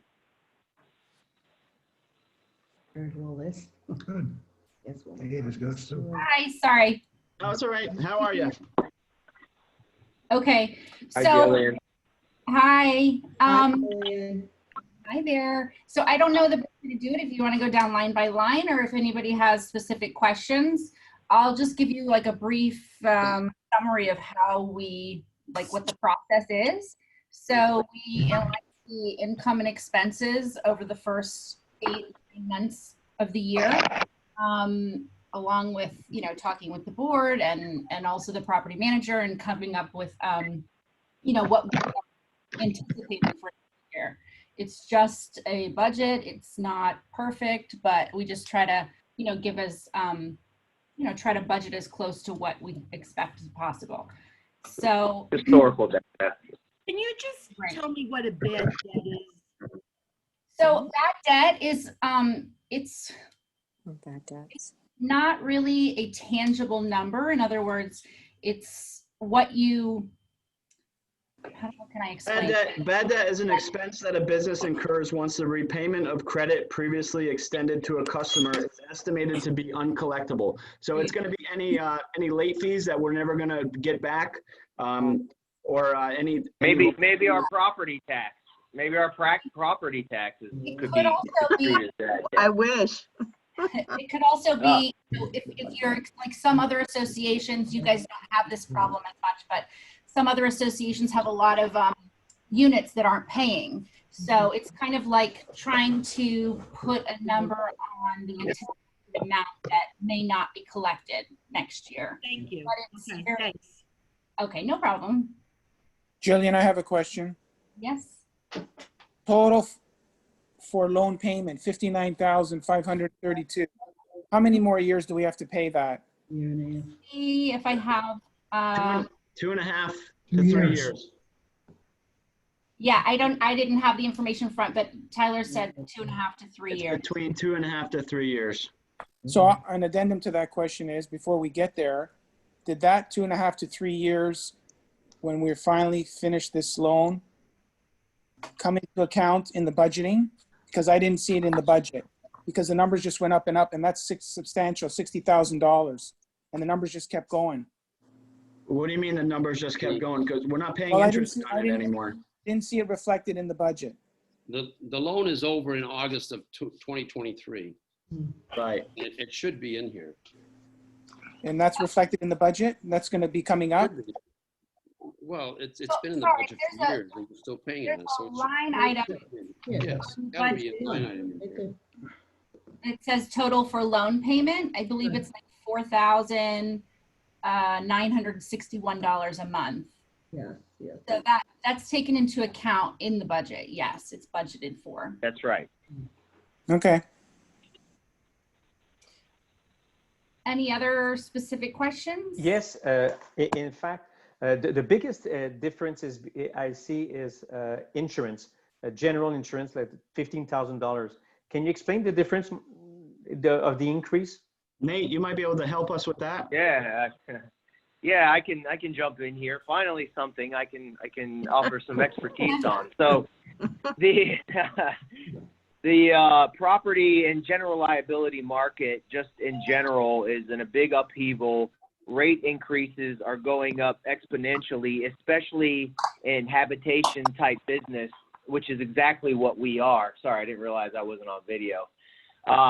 So we have to look at a year-over-year rate increase of probably on the conservative side, 10 to 15%. I've seen as high as 20 to 25% rate increases on property and our general liability insurance. Okay, thanks. Yeah, I've heard figures also anywhere between 10 and 40%. It just really depends. So. Whoa. So Yeah. I question. I know it's crazy. So. It's important. That's why it's important, guys. If I can use a little harmless plug here, that we got the roof done this year. That's a huge arrow in our quiver. But there's some other areas that we need to look at too to keep our exposure low and keep our pricing as low as we can keep it. But that's for another Like time. rentals, like too many rentals, right, Nate? That's one of them. Yes, yes, sir. Yep. As you go down these line items, I think I have a couple of questions because I see a big jump in dollar amounts. The fire monitoring is going from $385 to $2,000. Like, why such a substantial jump? Let me see here. I mean, that's yeah. A huge. I think that's a one-time. Go ahead. Was that a one-time cost for this I'll year? look- Yeah, I'll well, look on- we got a new fire pump, so there's definitely more involved with testing it and the smoke alarms and all that stuff. We had two companies this year. We had Mircom that was doing some of that stuff with the install of the new fire pump, and we also had Bass that was coming and testing, and they were doing a lot of the elevator service tests. So when the guys were doing the elevator test and putting weight on the elevators and dropping them, making sure the brakes work, the alarms would go off in the building. So we kind of had a bigger budget this year than we expected. So we figured that we'd raise it a little bit more for next year because we didn't plan for that this year. So I figured that, instead of being short, we would want to maybe put that a little bit higher so that we can plan for that stuff. Because every year we have to do an annual elevator service, and we're going to need to have those guys on call. We don't know when the window of the fire inspector is going to come. So they have to sit and wait for the fire inspector to get there, and we have to pay them for their time. So it's better to be over than to be under. Okay, and what about the tree maintenance? It went from 2,000 to 4,000. So we had a contract with Ted Connors in the past, and they would come once in the middle of the year, and then again they would come after hurricane or right before hurricane season. So I think that it was 2,000 for one time to come, but then we realized that we do need to have more service than just one time because the coconuts grow right before the hurricane season. We need to have them cut. So we just want to keep a little cushion in that budget because we do realize, like right now, we have one of the trees has coconuts on it, and we haven't been able to get to it and take care of it because we're kind of trying to budget our money for the rest of the year. So we want to give ourselves some cushion next year to be able to take care of that so that we don't have a liability come hurricane season. Okay, the one thing I don't see on here, and I'm curious, is did we and I'm sorry, Tyler, I'm just curious with the numbers. The iguana control, we're not paying anything because I don't see that as a line item. So are we not?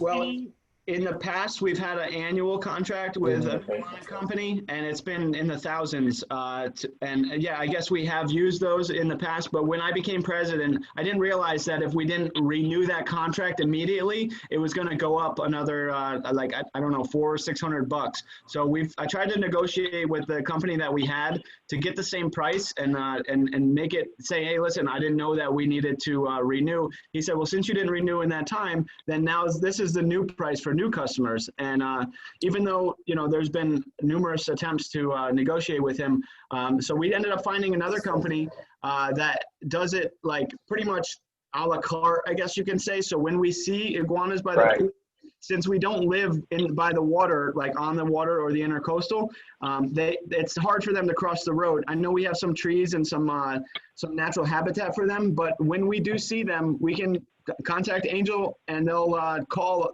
Blake from Redline, and it's usually like $100 every time he comes out. He can come out and do a sweep, which usually eliminates the males, who are the ones obviously that procreate. So usually when you take out the big males, you don't have a lot of issues. One thing we could do is get rid of the plants or change the plants in the pots by the pool, because those are ones that they actually eat, so it actually attracts them. If we decided to get a different type of plant, it might be better for us in the long run. But the hibiscus right next to the pump room, he said if you had an issue, that hibiscus would be torn to shreds and all the flowers pretty much still on it. So we don't have a big issue. So we figured that maybe we could save some money this year by not paying a full. Great. So, you know, if we do see any, please contact Angel and we can address them, and they'll be over there. If not, if you know, I usually come down and just chase them away, shaking my keys, and they take off across the street. So, you know, I'm always here. So Thank you for the clarification. I thought we entered a contract where we paid $578 for them to come out for 1 week. Right, but I contacted them directly, and I said, he came out actually because Christian actually had one of the iguanas caught, and you can't kill it unless you do it humanely, and you can't relocate it to any other property. So when they came out, he did a walk around the property. We didn't see any more. So he goes, I'm not going to charge you to do a sweep. I don't see any. So he goes, what I can do, he goes, I'll charge you $100, you know, and then when you need it again, you just call me. So we actually did end up needing them again. It was a Friday afternoon. So I called him and he said, oh, we're not in the area. So I chased the iguana off and he ran across the, you know, to the bank area or climbed up the tree, whatever. And, you know, we didn't have to spend the thousands and we still have credit with him. So whenever we do, you know, whenever we do need him, it's not a technical, it is a contract, but we haven't used it fully. So we're not paying it until we need it. That's good. Thank you. Thank you for all the clarification. You're welcome. Sorry, for, you know, I know No, he's done good. But you know, he's a really good guy, and he's looking out for our best interest, I believe. Are there any plans for improving the landscaping at all, like mulch or planting new trees in the front to curb the sound of Yes. Absolutely. So we've been putting plants. That's in the budget. Right. So we've been putting plants in that front corner on 2nd Street and A1A. You know, people that leave for the season, you know, that want to get rid of stuff or they can't take care of them anymore, they donate them to the association, and Christian and I have been planting them up in the front there. So that's minor stuff. And then I know every year the association has done mulch around the front trees for like Christmas time. So we just wait for hurricane season to pass so that we can put the mulch down so that it's not blown all over or the rain doesn't wash it out onto the drive. So yes, we do have plans for that, and that is part of our budget for next year. Yeah, I just noticed when you come into the building from the parking lot, it's not really that attractive when you're walking by, you know, parts of the building with no mulch and and they need new shrubs and needs to be prettied up a little bit.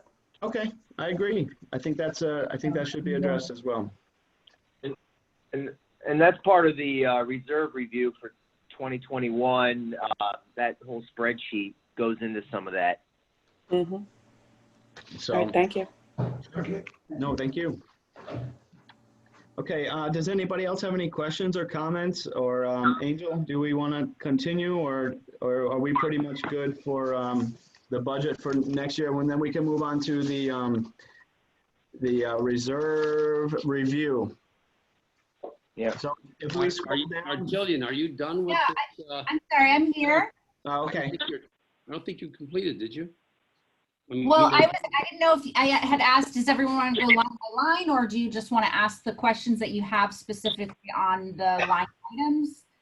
And then well, I guess I have a question. As you go down this first tab, at the very bottom, you've got the net operating income, obviously to balance out zero, so we're all set there. But then below that, you go over the special assessment fee income, 120,000, and I looked at the rest of the tabs, the rest of the spreadsheets. I don't see where that's defined any place.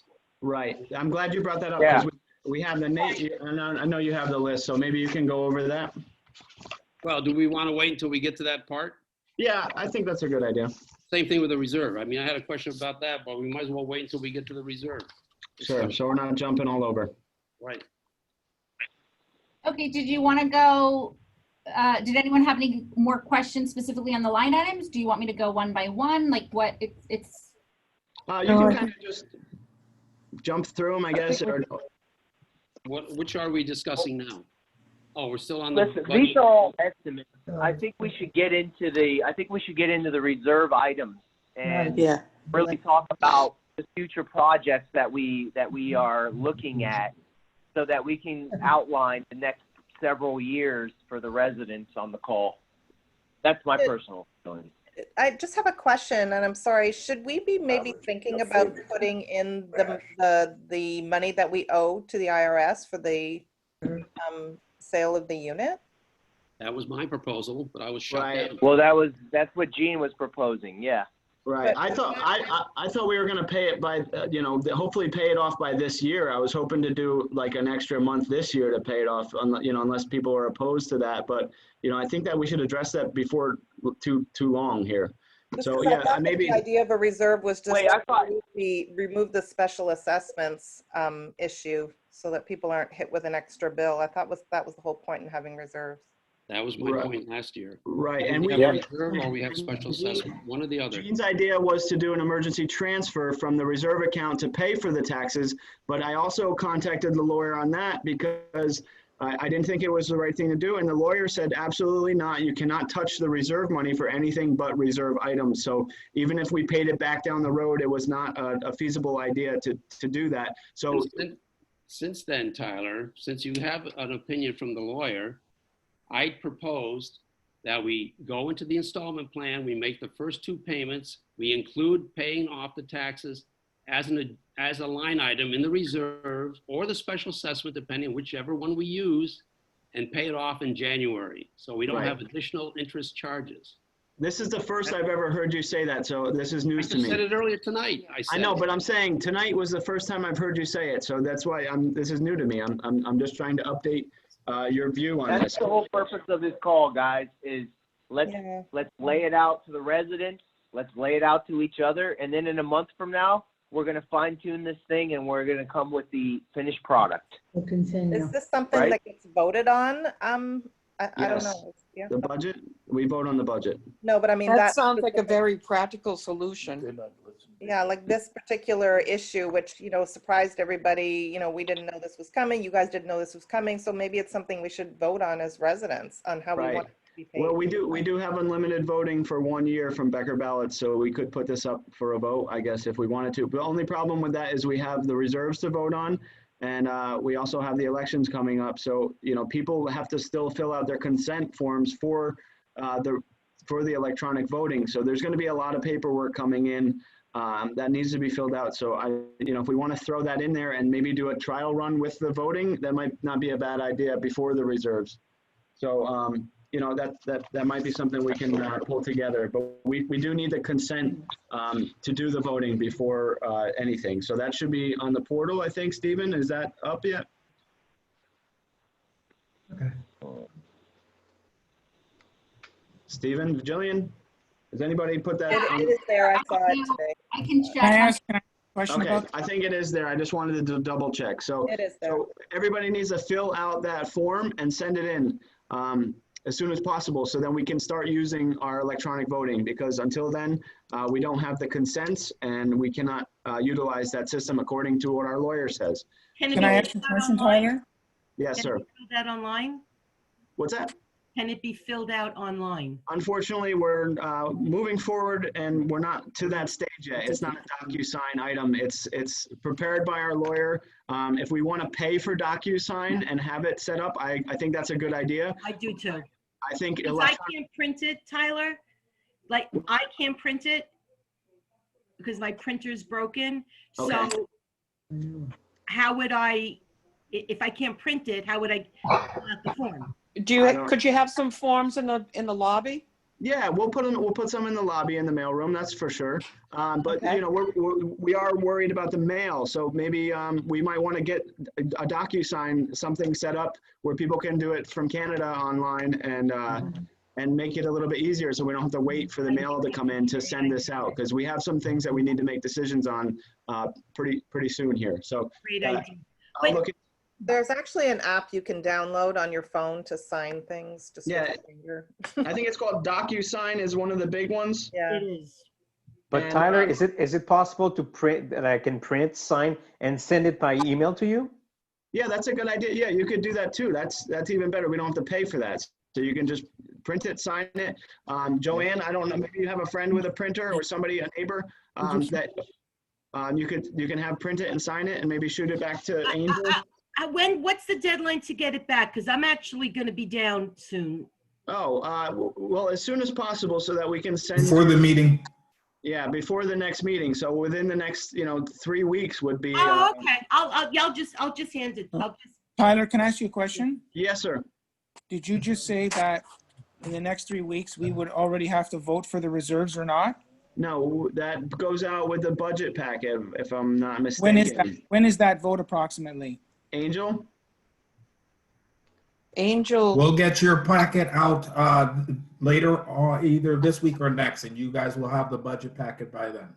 We've lost the budget on the screen here. Okay. I didn't ask. I asked when is the vote approximately to waive or not to waive the reserves? 17. It would be at the budget meeting. Which is when? It's scheduled for November 17th. November 17th. So so if you don't have access to the internet and you have to get the ballot in and back, it's already October the 13th. Considering that you guys have an election down there and that the mail is very slow now, how isn't it? It's late already. That's why. Even if the packages went out tonight. Right. The packages will be sent also by email as well. Yeah, I know a few people. We know. I know a few people who don't have it. A lot of elderly people that do not have the internet. So Right.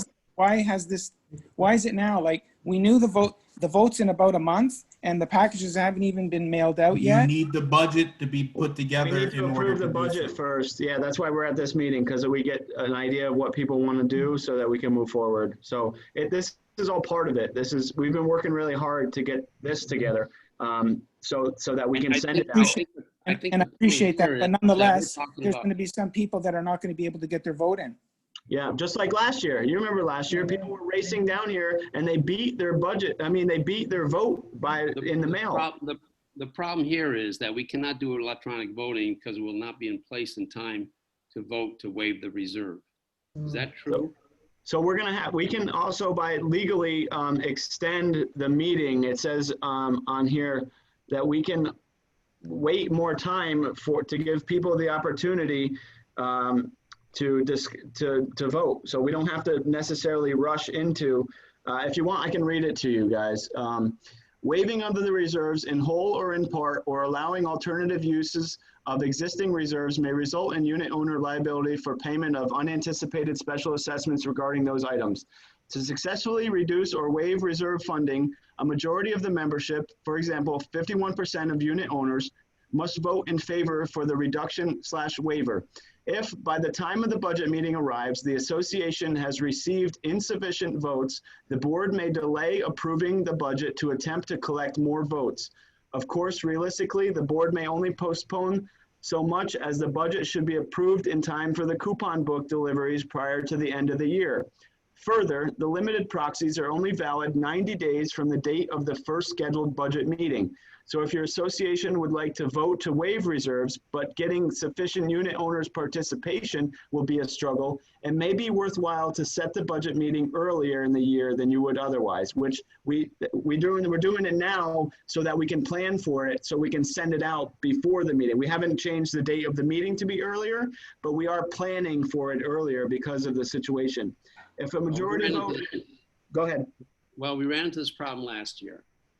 You can't approve the budget unless, if the budget is dependent on the vote on the reserves, whether they're waived or not. If you don't have a vote on the reserves, Right. You can't vote on the budget because you don't know whether you're going to have reserves or you're going to have a special assessment. So, and you can't push the budget meeting back any further because you won't be able to get the coupons book out in time Right. for the January payments. So the problem here is if we had the ability to do electronic voting by now, we would all be able to vote electronically to waive the reserve rather than doing it the way we're doing it now. Right. So this is all new to us. I don't think it's going to be available in time in order to do that. I don't think. Well, we're going to try our best, and we've been working every day to make this happen. I know Angel's been in contact with Becker Ballots, and Becker Ballots is being designed with all the information from the unit owners that's on the portal. So at the bottom of this, I just want to finish this. It says, if a majority vote is not obtained, the board must approve the budget with full reserve funding. If a majority vote is obtained, the board must proceed with the waived or reduced reserve funding. So I just wanted to put that in there because, if we don't get the votes in, then we're going to be looking at fully funded, which I just want to mention real quick is, I have a corner unit and we're going to kind of use that as a basis for, the numbers because it's the highest one. So my maintenance right now is $540, and with a fully funded reserve, according to Angel's calculations, it comes out to $713. So if we don't waive that, we don't have 51% to waive that, then there's going to be some people here that obviously can't afford that. So I think that we need to be proactive, and we are, to get the information and to allow the people the right and the opportunity to vote. So Tyler, I'm sorry, we can't see the budget anymore. Yeah, I don't have it's not my fault. Angel, can you put that back up there, please? Yeah, I think Stephen was sharing it before. Oh, okay. Stephen, when you get a chance, bud. So you're saying that I want to understand this in a building with no amenities. You're saying that the budget is our maintenance is going to go from 540 to 7 and change. 713. You're in a building that has 0 amenities. Right. You want us to pay more money than they're paying to live on the beach. It's not me. It's not me, honestly. I don't understand why we can't keep the maintenance. Why we can't keep the reserve at the dollar amount that we're paying now. Why do you have to? Well, there's two ways. There's Like only 2 ways you can. There's only 2 ways you can do it. Okay, at least to my knowledge. And if I'm wrong, somebody else can correct me. But you can have a fully funded reserve, which is where you are. And I wish I could share the reserve review for 2021. But what it does is it. Okay. There you go. Yeah, keep going. No. Keep going. Keep going, please. This spreadsheet right here. Okay. This is Go what up we need to just a talk click. about. Go up. Hang on 1 second, please. Go up just a click. There it is. There we go. All right. So I don't know if you guys can see my cursor, but this gives the cost estimate. Okay. So there's a column that says cost estimate, and that says how much is going to be to replace that item in the description. It tells you the useful life years in the next column. It tells you how many years we've used it. And it tells us how many years estimated that we have remaining in the life, okay? So if we're looking at the asphalt resurface at 300,000, it's 20 years. We've used 18. We've only got 2 years life left. So we have to collect $150,000 over the next 2 years. It's, simple math, 300,000 divided by 2. To get 150,000. So that is what this total, or what is it, fully reserved value is showing. But I'm not aware of another way legally to collect reserves. And I mean, this is the only way to do it that I know of legally. May I ask you a question? Me? Sure. So first of all, this whole budget here is, in my opinion, is all present value. How could you have present value going out 30 years? So in actual fact, Jillian, let Jillian talk because Jillian's the one that made this. So in actual, I'm just going to finish my question. Okay. In actual fact, the amounts in the total reserve requirements, the ones that go, I'm just going to pick one here. Fire sprinkler pump. It's for $40,000. It's good for 40 years. There's only 2 years. So in 38 years, we're going to need, it says there, we're going to need $1,000, right? No, we're going to, sorry, let me, fire sprinkler. So in 30 years, we're going to need $1,000 over the next, like every 30 years. Yeah, $1,000 every year. In 38 years, this will be double. $1,000 today in 38 years is It's not gonna going to be- be $1,000. So in actual fact, even though the reserves, in my opinion, are crazy, the amount is crazy. I agree with Joanne 100%. Right. It's not, it actually should be more. It Yeah, actually no, should I be- agree. It should be more, which is absolutely absurd. But let Angel explain, because, we do this every year. So every year the number will go up.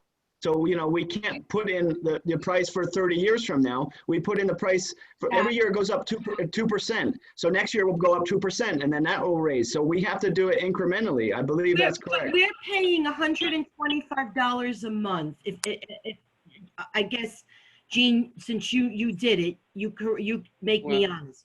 I'd like to. $25 a month towards reserves. Is that correct? That's right. Okay. So, and what's our regular maintenance? I don't even know. Whatever the regular maintenance is, 415. how much? 415. 415 is our regular maintenance.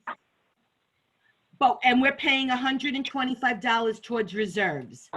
So I would like to know why it's going up almost $200 a month. Because Exactly. we have to offer fully funded. That needs to be But an we didn't have to offer that last year?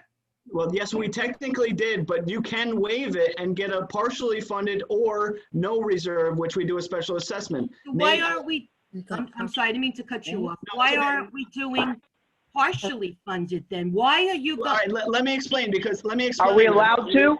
Yes, we Can are someone allowed to. say if we're Yes, allowed I know, to? I know. Listen, I just found that out. I read the statutes. We are allowed to, if we waive the reserves, the fully funded reserves, we are allowed to. Let me explain my thinking behind that. If we offer 3 options to fully fund, to partially fund, and to waive, if we get people that can't afford to partially fund, they say, oh, we don't want the reserve, so let's waive it. If we don't get enough to waive, then we automatically get the fully funded. So if we offer too many options, there might not be enough votes to fully waive it. So that's the problem, is that. So why offer the option at all? Why offer the option of a Because fully funded reserve? We Why? have to. Legally, we have to offer a fully funded reserve. That's in the statutes.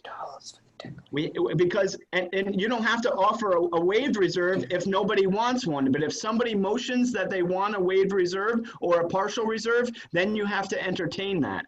So that's the way that it reads in the statutes. And at All what point do the residents, at one point are the residents allowed to say, no, there's no way? When they vote. When they vote. Right here. No, right here. Let's talk about it. Yeah, we have to talk. That's why we're here right now, because we don't want it to be like misleading. We don't want to give 3 options. So Tyler, can I ask you a question? Yes, sir. Sorry to interrupt. I understand okay. I understand what you said. Yes. But last year we had 2 options: waive or not to waive. Right. And, but and wait a minute. I'm not finished. We had 2 options: waive or not to waive. And from what I understand, we ended up with a partial reserve. Yes or no? Yes, we did. But I'm going to. So how did we end up with a partial? So how did we end up with a partial reserve? If no one ever voted for a partial reserve? That's Let me my read this to you. Contrary to common misconceptions, Florida statutes require that associations must present a fully funded reserve to their fellow unit owners. An association may also present to the membership the option of either waiving reserves or funding reserves less than fully, but it is not required to do so. So you need to present a fully funded reserve. It can't be an incomplete 5-year reserve. You have to show everybody everything that's going on here legally, so that they're not in the dark, or that there's not a certain, set of parameters that are done for, what people, it needs to be complete. We can't just say, oh yeah, this is what we want to do over the next 5 years. We need to show everybody all of the information, and we need to be transparent. And then if we want to waive them or do a partial, then we have the option to do that. But we need to show everybody everything that's going on here, because guess what? The electric panel is not on the reserve study, and that thing needed to be replaced 8 years ago. Our electrician, Ed Vargas, lived here, and he said, listen, I told the board 8 years ago that we need to replace that. Gene got a quote last year for it, and nobody ever saw it. I talked to the guy this year, and he goes, I'll give you the quote again, but this time, you know, he goes, this thing's so outdated, if we don't change it, they don't even make the breakers anymore for Tyler, it. I don't Gene, I think- know you have something to say. Go ahead. I have a lot to say. You I'm know, sure you do. Please. We're beating around the bush here, all right? Let's get down to what's going on here. Right. We need to present a fully funded reserve. That's what we're doing now. Are you gonna let me talk? Unfortunately, yes. Oh, well then maybe I should just forget about it. You Gene, I guys wish go you ahead and would. do this whole freaking budget thing on your own, because you know exactly what you're doing. Yeah, but you never presented a fully funded reserve last year, so now people think that I am trying to, you know. Well, you know, I have some ideas too here, you know, and they Let's go. presented my ideas to you. Let's And hear what them. the hell happened to them? All right? It was a partial reserve. We don't have that yet. You're not letting me talk, are you? I understand that the Florida statutes require a fully funded reserve. What Angel has done here is not a fully funded reserve because you have to use an escalation or an inflation rate. You Right. can't, like the flat roof, we paid $251,000 for it. It's good for 30 years. 251,000 is divided by 30 and we're paying $8,000 a year. Right. Why And didn't you after present a 30 fully funded reserve last year? Why didn't anybody see a fully funded reserve at all last year? Excuse me, I guess I don't have to talk. No, Or I I'm- want an answer to that because there was a There's lot no of answer to that. Why There is no not? answer to that. Why didn't you present everybody with all the All right, information? forget it. You run the meeting, you take care of it. Okay, You do the I will. freaking Thank budget you. And resolve everything. Good night. Good night, Gene. Okay. Jillian here. There was a lot of questions and comments. Can you guys hear me? Yes. Oh, okay, sorry. Just wanted to make sure I wasn't on mute. So I just wanted to address them and kind of explain where these numbers came from. So in 2019, the association paid for a professional reserve study. And all of these things that are listed here are from that reserve study. All of the cost estimates that are there in that second column are from that reserve, what they estimated, the reserve analysis at that time. So you're right, every year you have to kind of reassess and think, okay, well, you know, I mean, but it's impossible to know what's going to happen. So each year you go through this and say, well, is a roof still more or less going to cost $251,000? Right. Or is it going to be my thought process on this major shortage and now it's going to be $300,000? So it's something you revisit every year, for one. So the only ones that are different than what the reserve study had, there were a couple of things that were changed based on either proposals or new information that came in. Like for example, the flat roof replacement, it says 251,000 there because that's what the cost was. Right. But in the reserve study, they actually estimated it to be I think 310, something like that. That's right. Yeah. So I mean, it's not perfect, it's not foolproof, but it's the what I would say the best guesstimate on what these would cost if we had to replace them today. and it meets legal Can I ask you a requirements. question, Lynn? Can I ask you a It question? meets legal requirements, right? Who makes that decision going line item by line item? I mean, who's competent to say, let's start at the first line item. Next year, the asphalt seal repair is $12,750. And who's to say, oh yeah, you know what? I think that's going to go up by 1,000. Who's competent? Who's going to take that responsibility? Line item by line These item. are all estimates, Anthony. These are all estimates. No, but this reserve study was done by a professional engineer who knows the costs. Right, Unless so- you get another professional engineer in there to go No. line by line item, then it doesn't mean anything. This hasn't been a professional engineer yet. You should We still have to do a reserve study. still have should 2 have years out. Years. I'm saying if you're gonna change these values based on next, Jillian just said, you go year by year and you look at it and say, well, is this reasonable amount? Is that what you not just said, Right. Jillian, or did I misunderstand? Yes. Right, but we're looking at Who makes that for call? the asphalt. We Who still makes have to the go out. asphalt We still have to repair? go out and get 3 quotes for it, Anthony. We don't know The that. asphalt repair, Hold Anthony, on. for the asphalt repair, we're still looking at 2022. This is not 2021. So like next year, we're going to have to go out and get hard estimates. We're going to have to get drawings. We're going So to have that's to my get question. engineering reports. So that's my question. So You're it's telling me going that to change. No, If the every year question you go is, out- how do you determine the value for something that's out 5, 10 years, all right? Now, what happens here, Anthony, is that periodically you have the reserve study updated, and they will update all the figures for you. An engineering firm will do that, and they have all these costs. That's the answer, all right? Right. Every 2 years, you have it updated. Hopefully, you go back with the same company, and the cost to update it is only about half the cost of what we paid initially, because they already have all the data.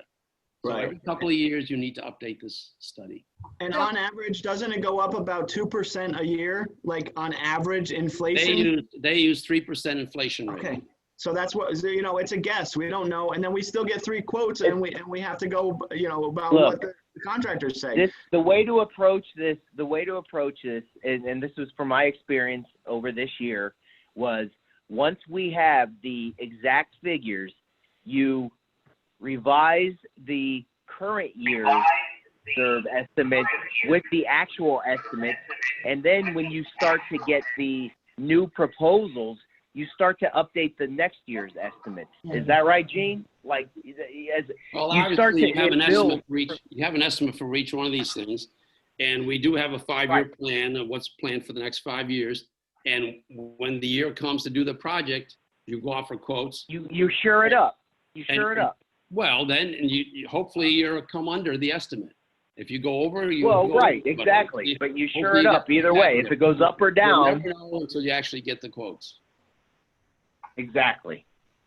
So Okay. every year, this is a work in progress in the current year and the following year, because you're getting estimates for the look, in 2022, as much as anyone, I would love to know the exact figures, but until we actually get someone out here and we're ready to commit to the project, that's when we're going to know a pretty good ballpark. And then when we're in that year and doing that job, we're going to know the exact amount.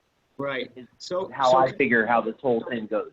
Can I just bring something up, because I've been on the boots on ground every day here dealing with contractors and talking to people and reviewing the reserve study, and I just want to bring to the attention of the owners, I feel like it's my obligation to tell everybody what's going on here that's not on the reserve study, that I think that we need to address as soon as possible, and I hope that everybody is listening, because this is very important. Yes.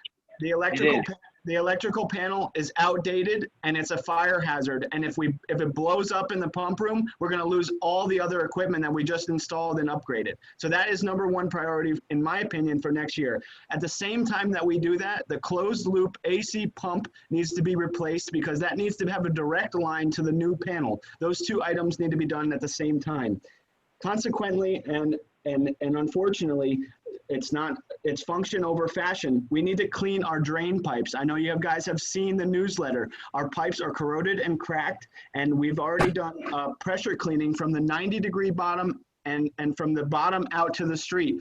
It has eliminated the cockroaches in the bathrooms. There's no more cockroaches in the men's bathrooms or in the trash room. They have nothing else to eat. There's nowhere for them to stay. The water runs freely and there's no issues. We need to continue that, and we need to do maintenance on our pipes. This has been neglected for the past decade. I know back in 10 years ago, the board tried to do something 1 stack at a time, and for some reason, whatever happened, it stopped. Now, if we don't— Now here we are. If we don't do maintenance on these pipes now, next year, then eventually, and sooner than later, we're going to need to replace those pipes, and it's probably going to cost close to $1 million. If we do maintenance on them next year, we could probably get a bulk of it done for about $35,000.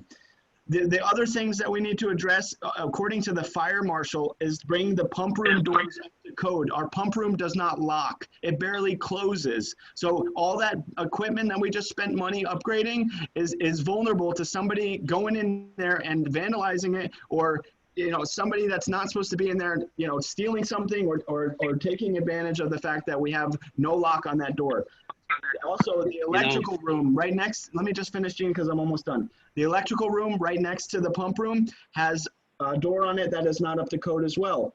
Our trash room doors are halfway done. They need to be up to fire code as well.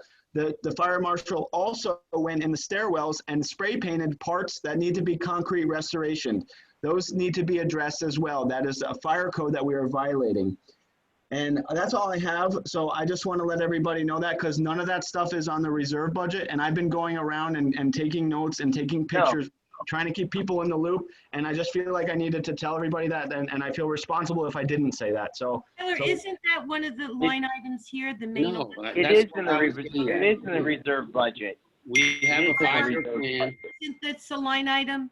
Yes, Main electrical panel in the pump room? that was never on the reserve study. I was the one that added it. There were a few things that were added. The ones in yellow were not included in the reserve study, but it's supposed to be anything that is going to cost $10,000. It goes in your reserve fund. Can we look at that 5-year plan, Jillian? Apparently, that's where we are right now. Was not on the original. Anything in yellow was not on the original reserve study. Reserve study, correct. This is not, this information, it's just Angel's. I'm taking the numbers from the reserve study that was done and I'm putting them here. The useful life, those may not be accurate, right? So originally when I sent this to the board, some of the useful life years were shorter based on the reserve study. So whatever the reserve study said, I subtracted 1 year because it's 1 year later and put those in. And then the board, Tyler and Nate.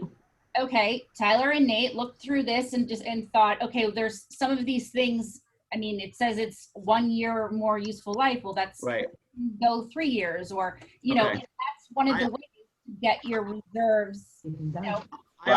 I also want to bring up one more interesting point that I talked to some pretty high-end HVAC guys about, and we have a 5-year plan for being grandfathered in with our wastewater.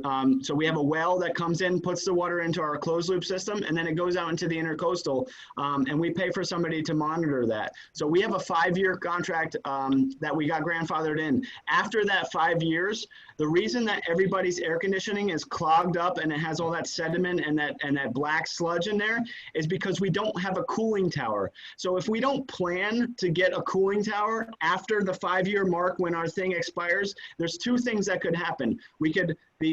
Our well could collapse, which is possible, and it's happened to our neighbors. It's almost happened to our neighbors. They had to put a second well in. The other thing is that we would have to put a cooling tower, and if we can't get a load capacity for it to be on the roof, then we need to put it somewhere in our parking lot, maybe in the corner where the guest spots are in the back. But the problem with that is if we do the parking lot, then we have to dig up the new parking lot to run the lines for that, to get the water over to the building. So that's important. The other thing is if we don't paint the building before we do the parking lot, then the painter told me today that the old paint and some of the stuff, the overspray, will chip off and fall onto the asphalt, staining the parking lot forever.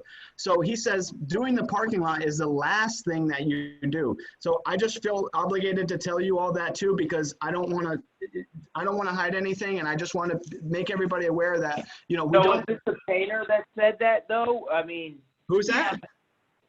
Was this the painter, like the painter of a building that would say it's going to stain the parking lot? I'm just letting you know. Listen, is he just trying to get first in line? No, he's just telling me from past experience that this is what's happened to other buildings that he's dealt with. So we don't have his contract. He doesn't even work here. We don't have any ties to him at all. It was just like, hey, if you're going to plan to do something like that, just a heads up, like this has happened to other buildings in the past. So I just felt it was important that I share that knowledge with you guys. Absolutely, Tyler. So if that is the case, I mean, before we just take his word on it, right? I would think that we would go after get 2 other contractors and see if they have the same thing. Absolutely. Because I'm trying to visualize what doing the parking lot has to do with the paint on the building. It's all about. I'll paint the parking lot. Right. Listen, I understand where you guys, I'm just letting you know, maybe it's not true, but I'm just letting you guys know. So if it does happen that, we can just say, okay, well, we knew that was going to happen, and, we can move forward.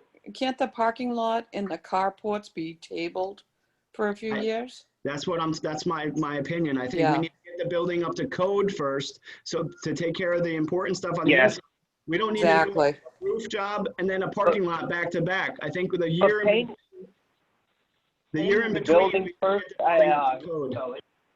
I'm not we're saying looking paint the building we're first. looking so far ahead right now. Well, we're looking so far ahead right now. I think what we really need to focus on is the electrical panel, Okay. the drainage systems, as well as the AC pumps. I think that's the biggest thing because that's the infrastructure and our comfort of living. I agree, Nate. Nate, this is Dominic. I agree. I got a question for Nate or Tyler or whoever. Yes, sir.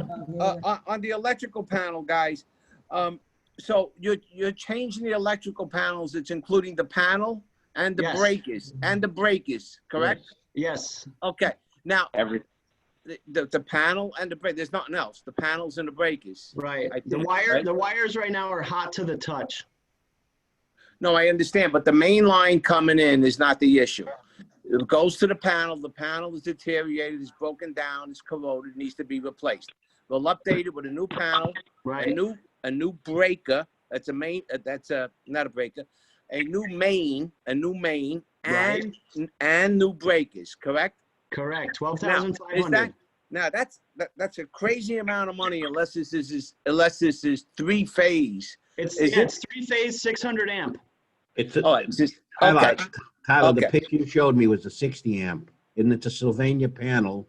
Okay. And Sylvania hasn't made electrical panels since Christ was an altar boy. It's outdated, and you changed it entirely. I'm an electrical Yes. engineer in the business. Yes, so I agree. That's how it should. I just was questioning it's a the little- money. I think it's a little high too for a 60 Yeah, amp panel. Yeah, and the only reason, well, it can't be a 60. I don't think. Not for that kind of money. It's no. With the new Well, I one, saw a it's picture of the 600. cut. I thought I read 60. If I missed Oh, a zero. probably 600. I would think 600 if it's three-phase. But Well, anyway, Yeah. yeah, I think it's a lot because you're really paying for the material. Really isn't that much. It's just the breakers and the main and the panel. You're paying a lot of money for labor. Now, to give you an idea, what I just did in my house here in New York, I know it's different. It's not a three-phase, but I changed a 100 amp panel, right? 100 amp main breaker and all the panels. That includes the material and the labor. And I paid $500 to a licensed electrician. Now, that's a good number. I know the guy. It probably goes for about $1,000 to do that Right. job. But I'm trying to figure out why they're charging us so much. I Well, think there's more to it than just changing the panel. Well, Yeah. did we get 3 estimates? Or Listen, that's where I was going to go next. This is one quote from the electrician that we've used in the building. So like Guys, you know, when we replace a panel in a condo, it's about $2,800. yeah. That's in a condo. All right. Now we're talking about replacing the panel for the building. I don't think that's an outrageous price at all. I agree. Well, until we compare it, I think until we compare it to the absolutely. other You're gonna have to get estimates. quotes. Yeah, Yeah. this is just for budgetary purposes. If we have leftover money, great, we push it into something else. Okay. I'm just trying to raise a flag here because it wasn't on the reserve study, and I don't think anybody else knew about it until we put it on the newsletter, and now we're addressing it. So I think it's important that we put that on top of our list, as well as the AC pump, because if that thing goes, we're kind of SOL in a lot of respects. So I agree, Tyler. I want to have air conditioning and running water. That's like two big important things there. I average Yeah. 4 Tyler. times a year. I love running water. Company come in to blow out the lines. That's Yeah. 4 times a year. That's $400 extra. I know. a year I'm Jim- spending on this, so I'm for Well, that. I just want to let everybody know that since the pandemic hit, I know that there was a few owners that had AC guys here, but since the pandemic hit, there hasn't been that many AC guys here. We have been treating the water and sending it out to the labs, and we have a pot feeder filter that we've been changing every 2 weeks religiously. So the water has been improving.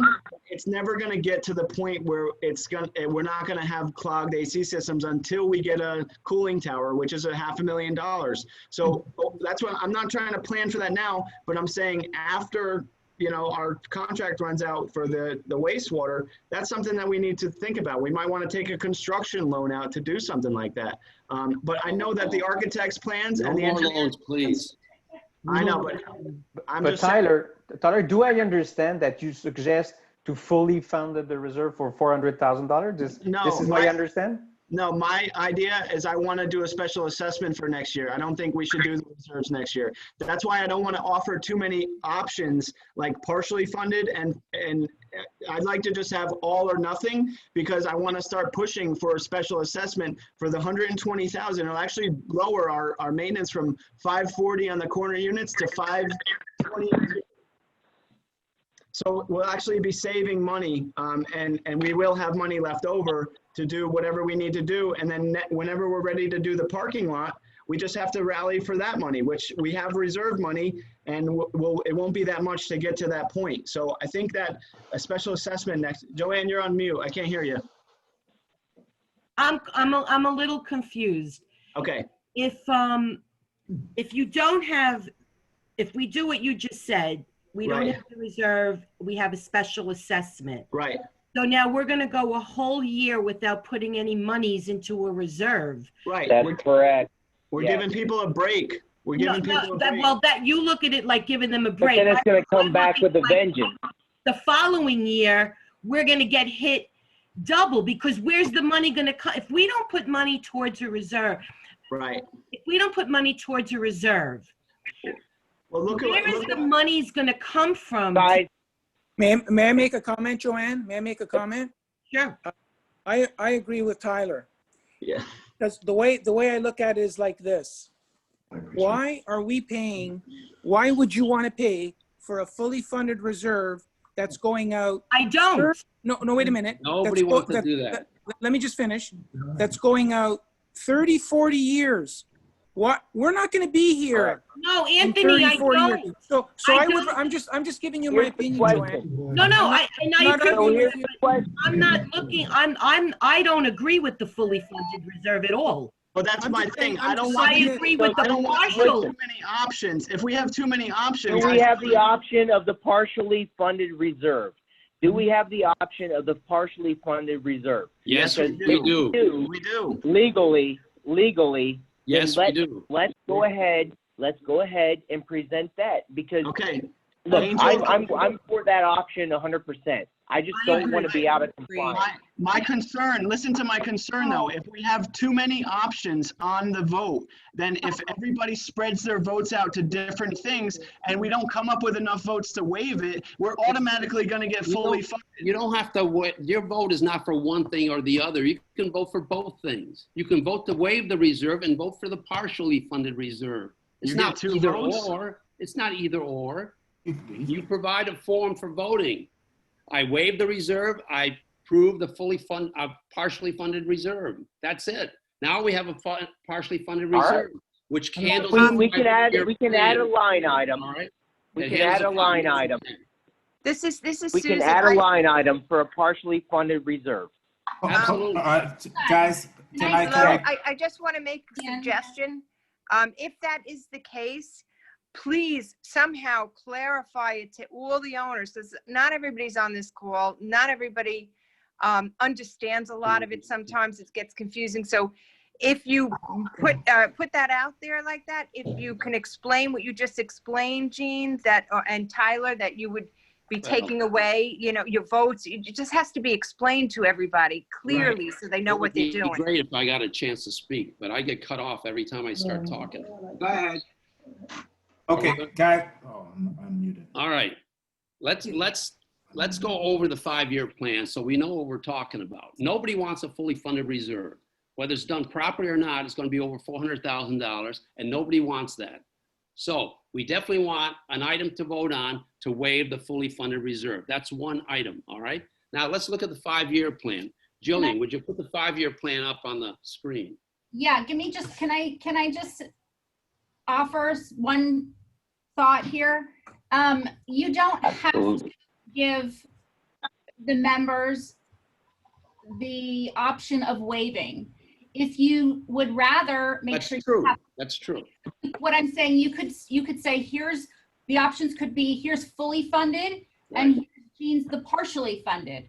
You're absolutely right. You're absolutely right. You don't That need a vote to waive the reserve. No Right. vote is a vote for the reason. No Right, vote. so that way, if you guys get 51% of the unit owners to agree to partially fund the reserves, then you won't have the fully funded reserves. Right, but we have 28 people on this call. What if people don't vote? Then we automatically get fully funded. That's what I'm worried about. And that's right. You're stuck with that no matter what, Tyler. No I'm matter worried what, about you're that. stuck with that. I'm So worried we have about a fully that. funded reserve. Jillian, is that true? Jillian, is that true? $400,000. I know we have Gene. I know we have Tyler. Jillian, is that true? What was just stated? Sorry, I mean, everybody's talking at once. Can you ask the question again? It was asked if We have 28 people on this call. If we don't get enough to waive the reserves, we automatically get fully funded. Yes, that is true. See? That's what I'm However, worried about. That's what I'm worried about. Wait, she's got a however.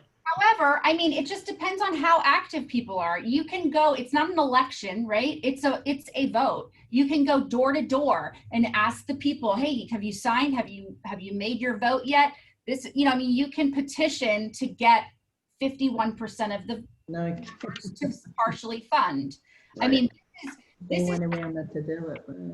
All right. Well, I think that we covered a lot in this meeting. Is there anything else that we Oh need? my God, Tyler, we're not even close to being done. You haven't even let me speak. Oh my gosh.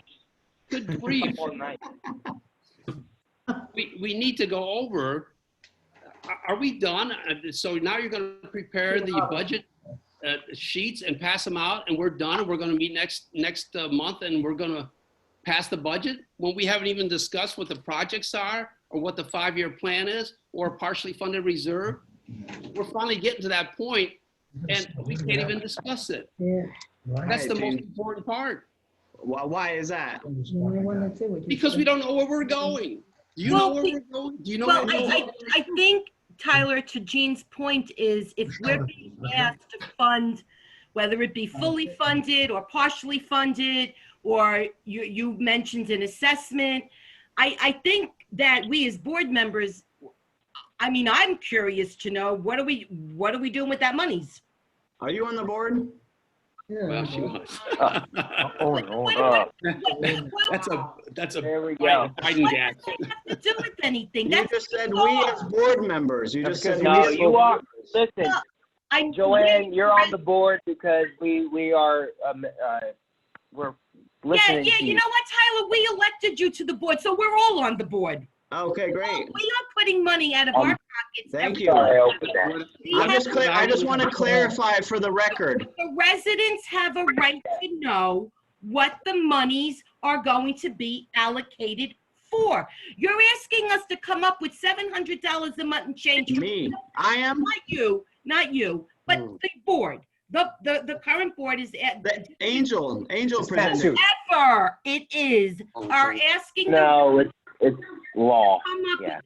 Yeah, I just want to say that our role here is to look at the information we're given and prepare what, in our opinion, is a fully funded reserve and budget. But it doesn't have to be. I mean, that's just what I'm presenting to you. You guys have the option. You have several options. This isn't something, it's not my agenda. Trust me, we don't get anything additional or any kind of benefit out of you guys paying. No, you're taking it out of context. You're taking it out of context. All I'm saying is that whether it be a full reserve, a partial reserve, we do an assessment, the residents, I'm sorry I used the word board, the residents have a right to know what exactly is that money is going to go towards. So yes, I think it's important to know if the plan is to have a fully funded or a partial funded reserve or an assessment, where is that money's going to? What is the plan for the next at least year? Since that's the question. I mean, I don't think that's You know, I would like to have a chance to talk. Everybody keeps interrupting, and I don't ever get a chance to talk. And I do have some information here that I'd like to share with people. Here we go. My God. Can we cover the 5-year plan? I mean, we need to discuss. This is supposed to be a preliminary budget meeting so that the owners know what we're gonna be expecting Definitely next month preliminary. when we get the budget package in the mail. Please We do know- that, please. All right, but if we end the meeting right now, we haven't even discussed what the projects are for the All right, next. Dean, Dean, just continue already. get to the point. Oh my God, I would have continued if you let me talk. Every Well, time we get to Stop discussion. complaining and just start talking then. Get a grip. You know, I hope the members witness your behavior in this meeting. Okay, we all see it's on record. Continue. Gene, Jillian, please go on. Jillian, if you would put the 5-year plan up, because that's the Sure. projects we're talking about. And there are some problems with this 5-year plan. And I want to point them out so you can make the corrections before you send the budget package out. That's why we're discussing this tonight. Okay, All right. so this is the, This This is the one- 5-year plan you came up with, right? well, it's not me, but it was based Well, off okay, of. well, you and Nate and Tyler. No, okay, it was based off of what you had originally done, and then a few of the numbers were moved around. But Right, exactly. Right, okay, but All right, can I you was zoom in a little bit told- so we can read this a little bit better? Is that possible? Stephen, can you zoom in? Do control plus. Hit the plus sign. Control plus. There you go. Don't even touch it. I can read it. All right, just scroll down so we can see the full first year. All right, that's fine.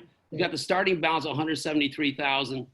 Annual contribution is 219, which is, that 219, how do we fund that? Is that on the partially funded reserve? That's not the fully funded reserve. This is partial. Oh, that's right. Okay, good. And then that gives a total of 392. Now we have projects here. We have $200,000 for the parking lot, and we're splitting it over 2 years. We have the AC pump that Tyler talked about for 20, electrical panels, the drains and so on. Scroll down just a little bit. And the fire code, concrete stairwells and so on. Those are all legitimate. And I don't think anybody has a problem with that.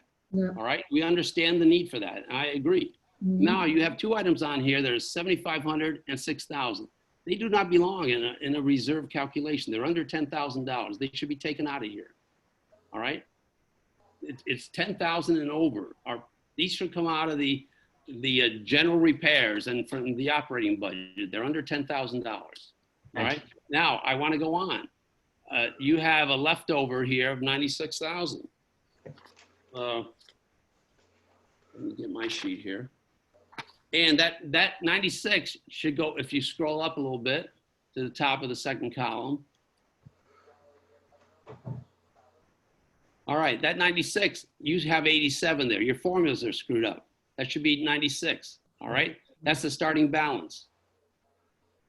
Then you have an annual contribution in year 2. Now, if you scroll down, we have 100,000 for the parking lot. You got the landscape, you got all these items that we discussed. However, there's a problem here.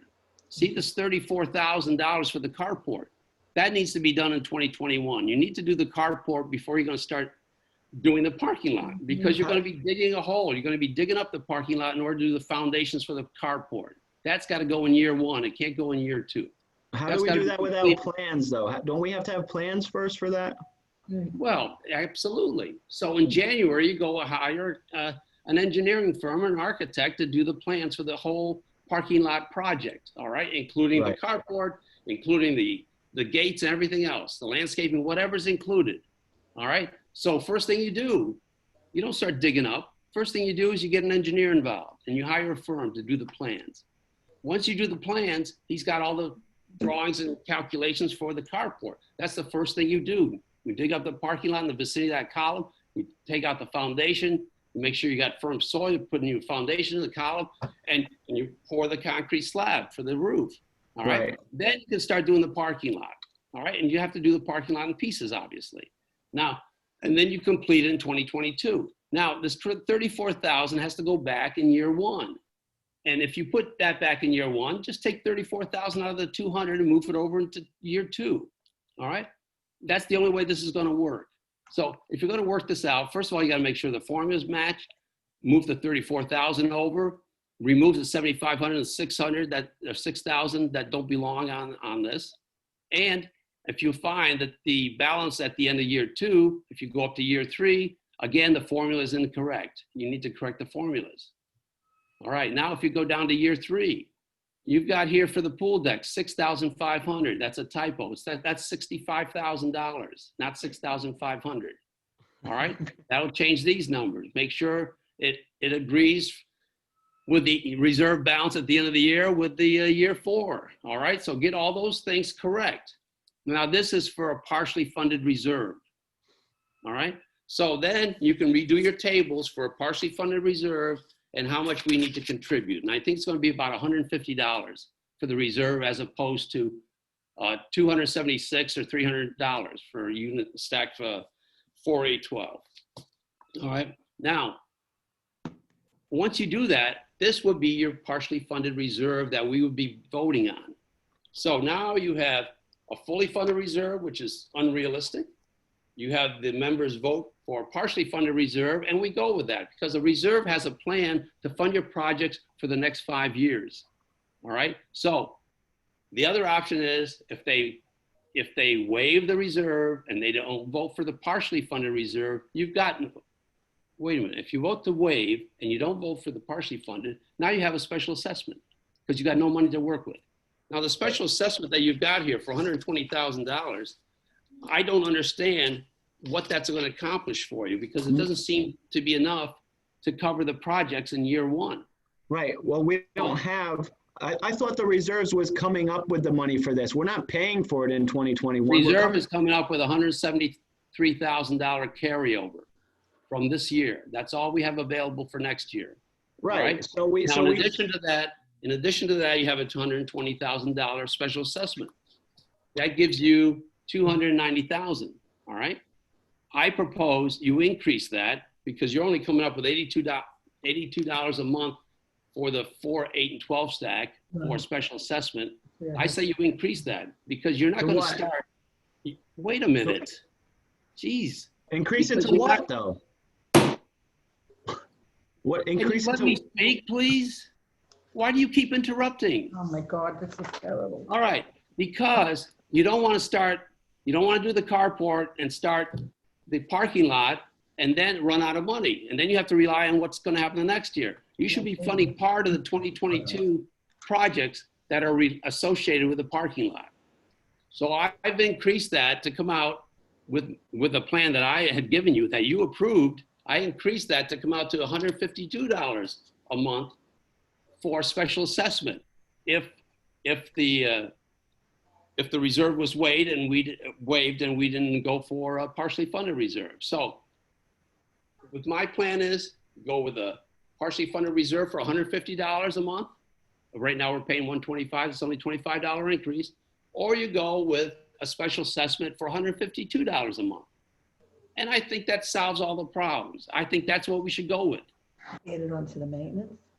What if we don't get enough votes?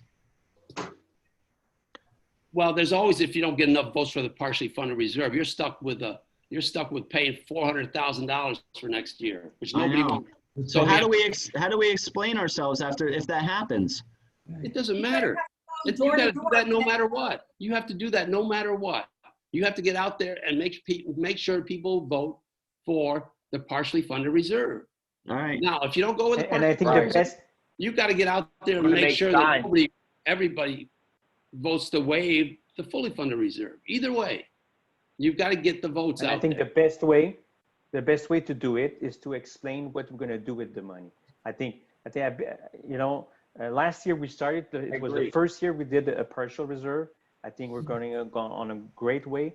I think fully funded is too much for sure, but we should find an in-between in order to keep money to do our project. But you need to explain exactly what we're going to do with that money. And I'm afraid people won't vote against the fully funded reserve and we might be stuck. So that's what I'm worried about. I know, Tyler, I understand. And I'm also worried, but there's a way, but if you have me finish, it is a way to do it if we explain what we're going to do with the money. And I think that's maybe the way to get through it. But there's so many people that aren't here. There's so many people that are not here. We actually have to make sure this is a topic of conversation because you're right. You're right. And I'm not there, and I can't even fly to get to my. No. Yeah. I'm not even allowed. Tyler, the way this is proposed on this now, if it could be simplified, and because people like to see a visual as well, Yeah. you know, so if you could simplify this a little bit. Do you want pictures? Well, give a hint. No, but simplify it so a layman can understand exactly this is what we're talking with, this is what we'll have at the end, this is what we're going to use it for. Right. Because I think it's easier when you explain it and people have a visual, it's easier to understand. Right. I agree. Excuse me, Tyler. Yes. You know, you're talking about you don't know how to reach people and make sure they understand. What was just said, of course, I agree with that. But I think every year it comes up and people are afraid that people won't understand. So maybe this year your focus should be on when you send an email or something or all the paperwork for that, you know, make sure that your first things that is being sent on that document is to explain that if you don't, you know, make sure that they understand what to do, not to be fully reserved. I think this is what you have to say, you know, at the beginning. The thing of it is like, here it is. This is a pre-budget meeting. Like, this is a very, like, anything with that in the headline should bring people to watch or tune into this meeting. I mean, there's no bigger meeting than this. Right. So, I mean, we really are trying everything we can, Nate, in especially defense- without people being here. You know, Nate, in even if defense- people are here, even with people here, they're not like in the same room with us. So we're having to like go through extraordinary circumstances to reach out to people. So this is a really tough year. I mean, I hope everyone realizes that this is a really tough year. Totally And, understood. We're doing Well it. said, Nate. And we've been making leaps and bounds as a board, not only to finish the roof, but to address issues like the trash chute, which was Right. and the bathrooms, which have never, you know, since Angel's been here, they haven't. You know, every dollar that's been spent this year has been spent on very worthy, just very worthy elements. And I will sit down with anyone and go through each and every single one of them. That's how I feel about it.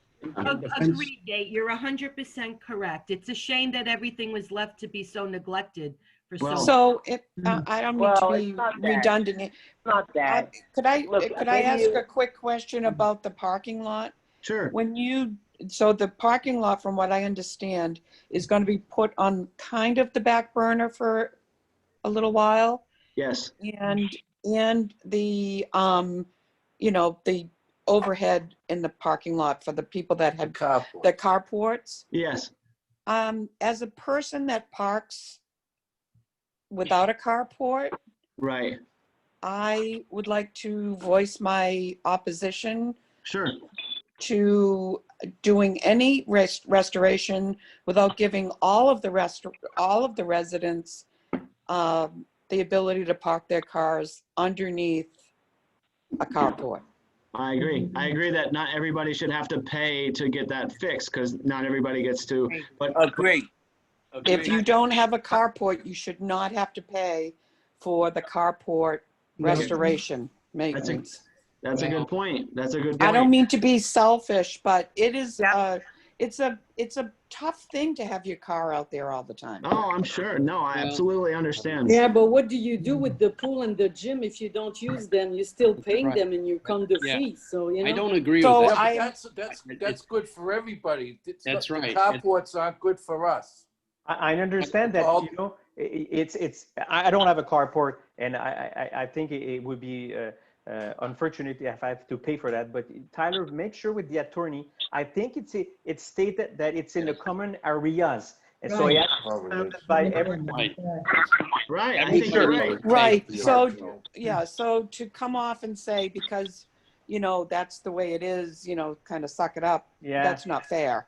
No, I agree. And you know what? It's only 34,000. So if you divide the number of carports by how much it's going to cost, it would still not be that much money for the people that have carports to assume that. So, you know, I think that's something that we might want to talk about.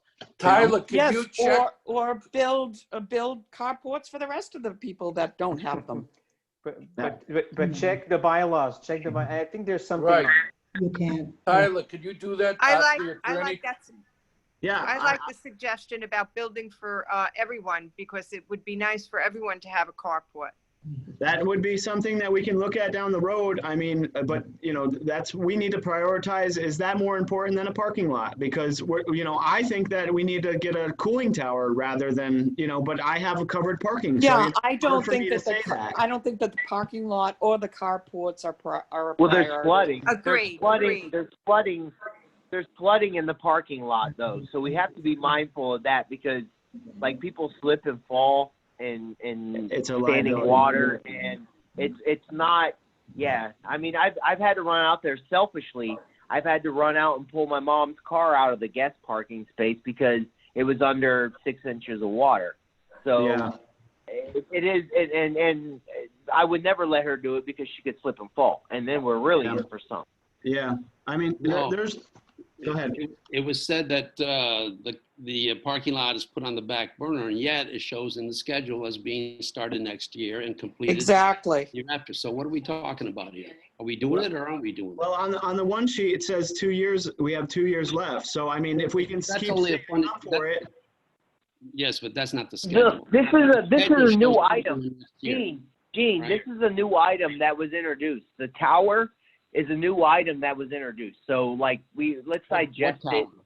What tower? What are The we talking cooling about? tower. The cooling Can tower. I make a point? Can I That's make a on Cooling here? tower. I That's didn't not see even that. on here. It's something that we No, haven't even that- talked that's- about. Oh, If I well, I'm can not just- No, talking if I- about. Tyler, Second, Tyler if I- mentioned it. For a second. Oh, yeah, but I'm Tyler- not talking about the cooling tower. I'm talking Just about a the minute, parking Gene. lot. Just Yeah, a but minute. If I Go could just ahead. say something. On the budget right now, there's $120,000 that I don't know what it covers yet, that we still don't have an itemized list.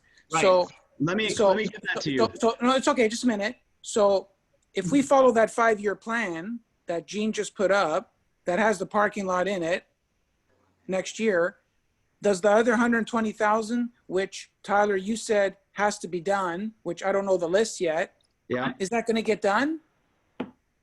I think that needs to be done first. And I think everybody on the board agrees that that's the first thing we address is the panel, the pump, the pipes, the doors that bring us up to code. Yeah.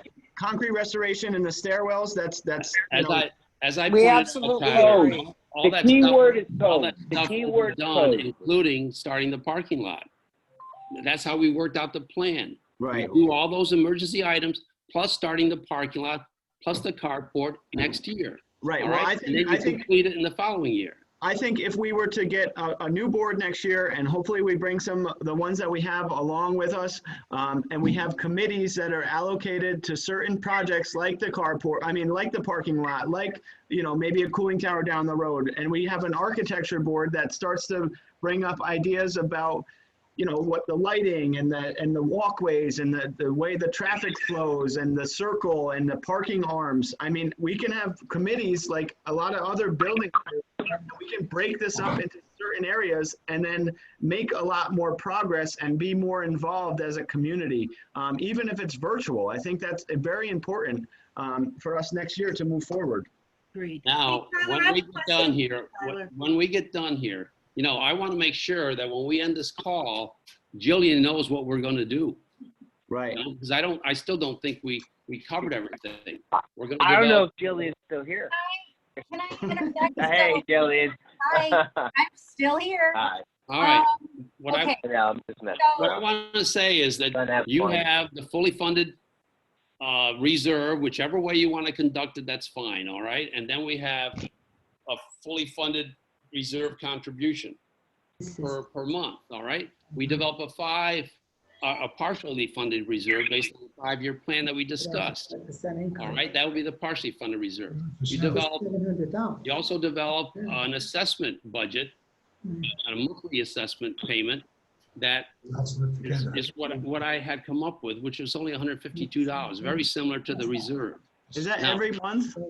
No money. Yeah, $152 a month. What's that come out to? If we go with a partially funded Uh, reserve, we're talking That's $150 a month. That's Right now, we're paying $125 a month. All right, Alright. we're only paying $25 more. okay. We're looking at All right, $25 more per month than we're paying that's now. right. All right. so Now, okay. That's Right. pretty much double what the reserves is. I mean, the special assessment is. So we're looking at like 200 yeah, but your and something special thousand. assessment doesn't cover all the Two- work that we're talking about. 275, I think. Your special assessment doesn't cover it. All right. Now, Um, I also want to mention before we get off of this thing, we also discussed putting the $35,000 tax liability as a line item in the reserve so we can pay it off in January. Let's not forget that. And the only way you can accommodate that is to adjust that $200,000 we have in there for the starting the parking lot. So out of the $200,000, remove $34,000 for the carport because we're moving that up. Remove another $34,000 for the tax liability. The lawyer Alright. said we And cannot shove it pay all the into the following year. taxes. The lawyer said we can't pay the taxes out of any reserve money. If it's not a line item. Right now, it's not a No, line he did item. not say that. He said that the reserves cannot pay the taxes, period. That's what he told me. Tyler, you asked him if we could take money out of the reserve to pay the taxes. You cannot do that because the taxes are not an identified line item in the reserves. But if we identify them as a line item for It's next not year. true. That's not true. That's not true. Verify because I think. I will verify, and I know that's not true because he explained it, and I'll send the email to the board so that they can see it as well. They put it as a special assessment, you know? I saw the email, Tyler, and his understanding was that you want to take money from the reserve to pay the taxes. You cannot do Now. that. That's right, Yeah. because it's not identified as a line item. If you That's not do what he said. identify it as a line item, you can do that in January. I don't believe that's true, but I will double check it. Next year's reserve, man. That's right. That's right. I'll double Next check year's it, but reserve. I'm pretty sure that he said you can't pay your taxes out of the reserve item, out of the reserve Exactly. budget. That's true. Okay, let's not argue about it. Just Okay, just we'll check. look into it. We'll look into Tyler, it. quick question regarding the water tower. Yes, dear. Our neighbors, this buildings that we're surrounded by, do they have water towers? Majority of them do. The Nassau House does not, but they just put in a second well, which was 80,000, and they also upgraded their pump room so that there's computers that will switch over from the old well to the new well, so that one is not taking up too much priority, so that it will last longer. But that's just evading the fact that they're going to have to eventually get a water cooling tower eventually. Like 80% of the building, I'm looking across the street at the Bermuda House right now. They have one. The Jamaica House has one. I know the Parliament House has one. Every building has one that, you know, Broward County requires, so if we wanted to get one, I would have to go, or whoever was the president, they have to go take a course with Broward County that's provided by the EPA to identify what issues that you need to address, because the Legion's Air disease is an issue. So where it's located, it can't be next to the balcony railings. You also need, either way we look at it, it's going to be a double-edged sword. We still have to The whole OSHA thing, it's very prevalent here in New York. That's why I was curious as to the other buildings in the area. But it's a very big OSHA thing. You're right, with the Legionnaire's disease Right. and everything. Yeah. Okay. And also they need to have cleanings every so often. So you have an online or offline cleaning depending on if you're able to shut down the building or not. And those are expensive as well, because the scaling on the inside, they need to come and run chemicals through them. So it's a big ticket item, and it's a lot of maintenance moving forward. But if we want to have air conditioners that run properly, then that's what we need to do and plan for, and I know it's not right now, but if we're going to do the parking lot and then we have to if our roof can't hold the cooling tower, then we have to put it in the parking lot. We're going to have to rip the parking lot up to run the lines to the building. So what I'm just asking is that we get the architect or the engineer to draw plans, and we figure out what's the best way to accommodate all of the projects that we have in an X amount of years. And I hope to be here for a long time. So I am looking at the 10-year plan. I am looking at, what happens after the 5-year grandfathered in budget. And I'm also a millennial, so Right. I don't want to put the water back into the intercoastal anymore, because that's not really environmental I friendly. agree with that. So I think that's, it's a different perspective, but at the same time, it's like if we don't start talking about it now and we do the parking lot or we start putting money in other projects, then we're never going to discuss it because it's never going to come up. It's like, Look, I think we have to look at next year. We have to look at next year and then see what the following year brings us, because it's way too, 2021 is as far as we can see. So let's keep it there. I want to do the parking lot. I want to do all that, but like we can't. So I guess what we should do, and to answer Gene's question, is take a vote as a board whether we want a partially funded reserve available for a vote, because that's really the big question here. Do we want to have a partially funded or not? Does everybody agree with that? I go with partially funded reserve. You want to offer a partially funded reserve? Aye. Yes, I vote yes. Okay, Gene votes yes, Nate votes yes. Virginia, are you still here? I'm here, but I would vote no. Okay, Jack? Jack, are you still here? Mute. He's on mute. Jack, unmute your mic, please, so we can have a vote from you about whether you want. Yes. You want partially funded reserves? Yes. Or you do? Okay, so that's 3. I'm going to vote no. I don't want partially funded reserves. I want to have a special assessment. So that'll be yes. Okay, we're going to offer a partially funded reserve. So there will be 2 options: fully funded, partially funded, and then people still have the right to waive, right? Or we don't have to offer that. You don't have to offer that. Okay, so it's either fully funded or partially funded. That's the options for the budget meeting in November. We're going to come up, so from now until then, we're going to work on those consent forms. If everybody can, as soon as they can, print that out, sign it, scan it, and send it back to Angel so that we can continue with the information for the electronic voting. And then that will be the next step into getting us closer towards the budget meeting for November. Just a minute, Tyler. Did you say that, did somebody say that there wasn't going to be enough time to do electronic voting for the reserve vote? We just spent $1,000 to do electronic voting for 1 year unlimited. So yes, we are going to have the ability to do that, but we need everybody that's that's concerned to fill out the consent form on Angel and send that in ASAP so we can put you on the list for the people that have already filled it out that are willing to vote online, because we need consent before we can allow you to proceed. I understand. Tyler, can you leave those down in the mailroom? I'll put a stack in the mailroom tomorrow morning. Perfect. Thank you. Thank you. And actually you can drop them into the mailbox in the office, and I will scan them in and send them to Angel for you. Very good. So nobody needs to get involved with that. Thank you, Tyler. You're welcome. And Tyler, Yeah. are you also going to in very short order mail out like, how are you going to know to mail out the voting to people that don't sign up for the electronic voting? Because you don't know, like for me, for example, right? I mean, I'm going to do electronic voting, but let's say you didn't know what I was going to do, right? We're going to send them out to everybody. And a week goes by and you don't have my electronic vote. Like, how do you decide to mail me the vote papers or not? I think it's $100 to pay for stamps to mail something to everybody. So we'll have to take a vote as a board. It's a requirement. It's a requirement that everybody gets a budget package. Right, but he's talking about the consent thing too, I think. So I think consent thing. Well, I'm talking about the vote, right? You don't know what people are going to do. The consent for the in a week, in a week you might have 40 people that have signed up for electronic voting, and then you don't know what the other 110 people are going to do. So how do you decide? How do you decide who to send the voting package to? We send it to everybody. We send it to everybody. And whether if you submit it first via email, then we know right away. And you're going to get it in the mail anyway. You don't have to respond to that. Oh, I see. Okay.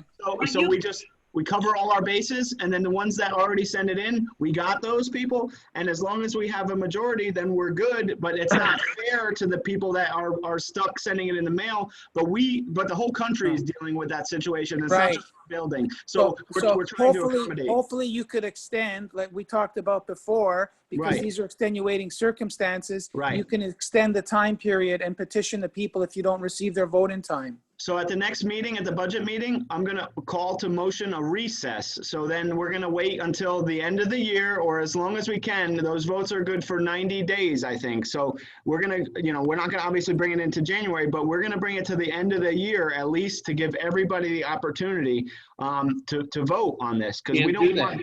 You can't. Very do that. good. I You just can't read do that. Let me read this to you again, Gene.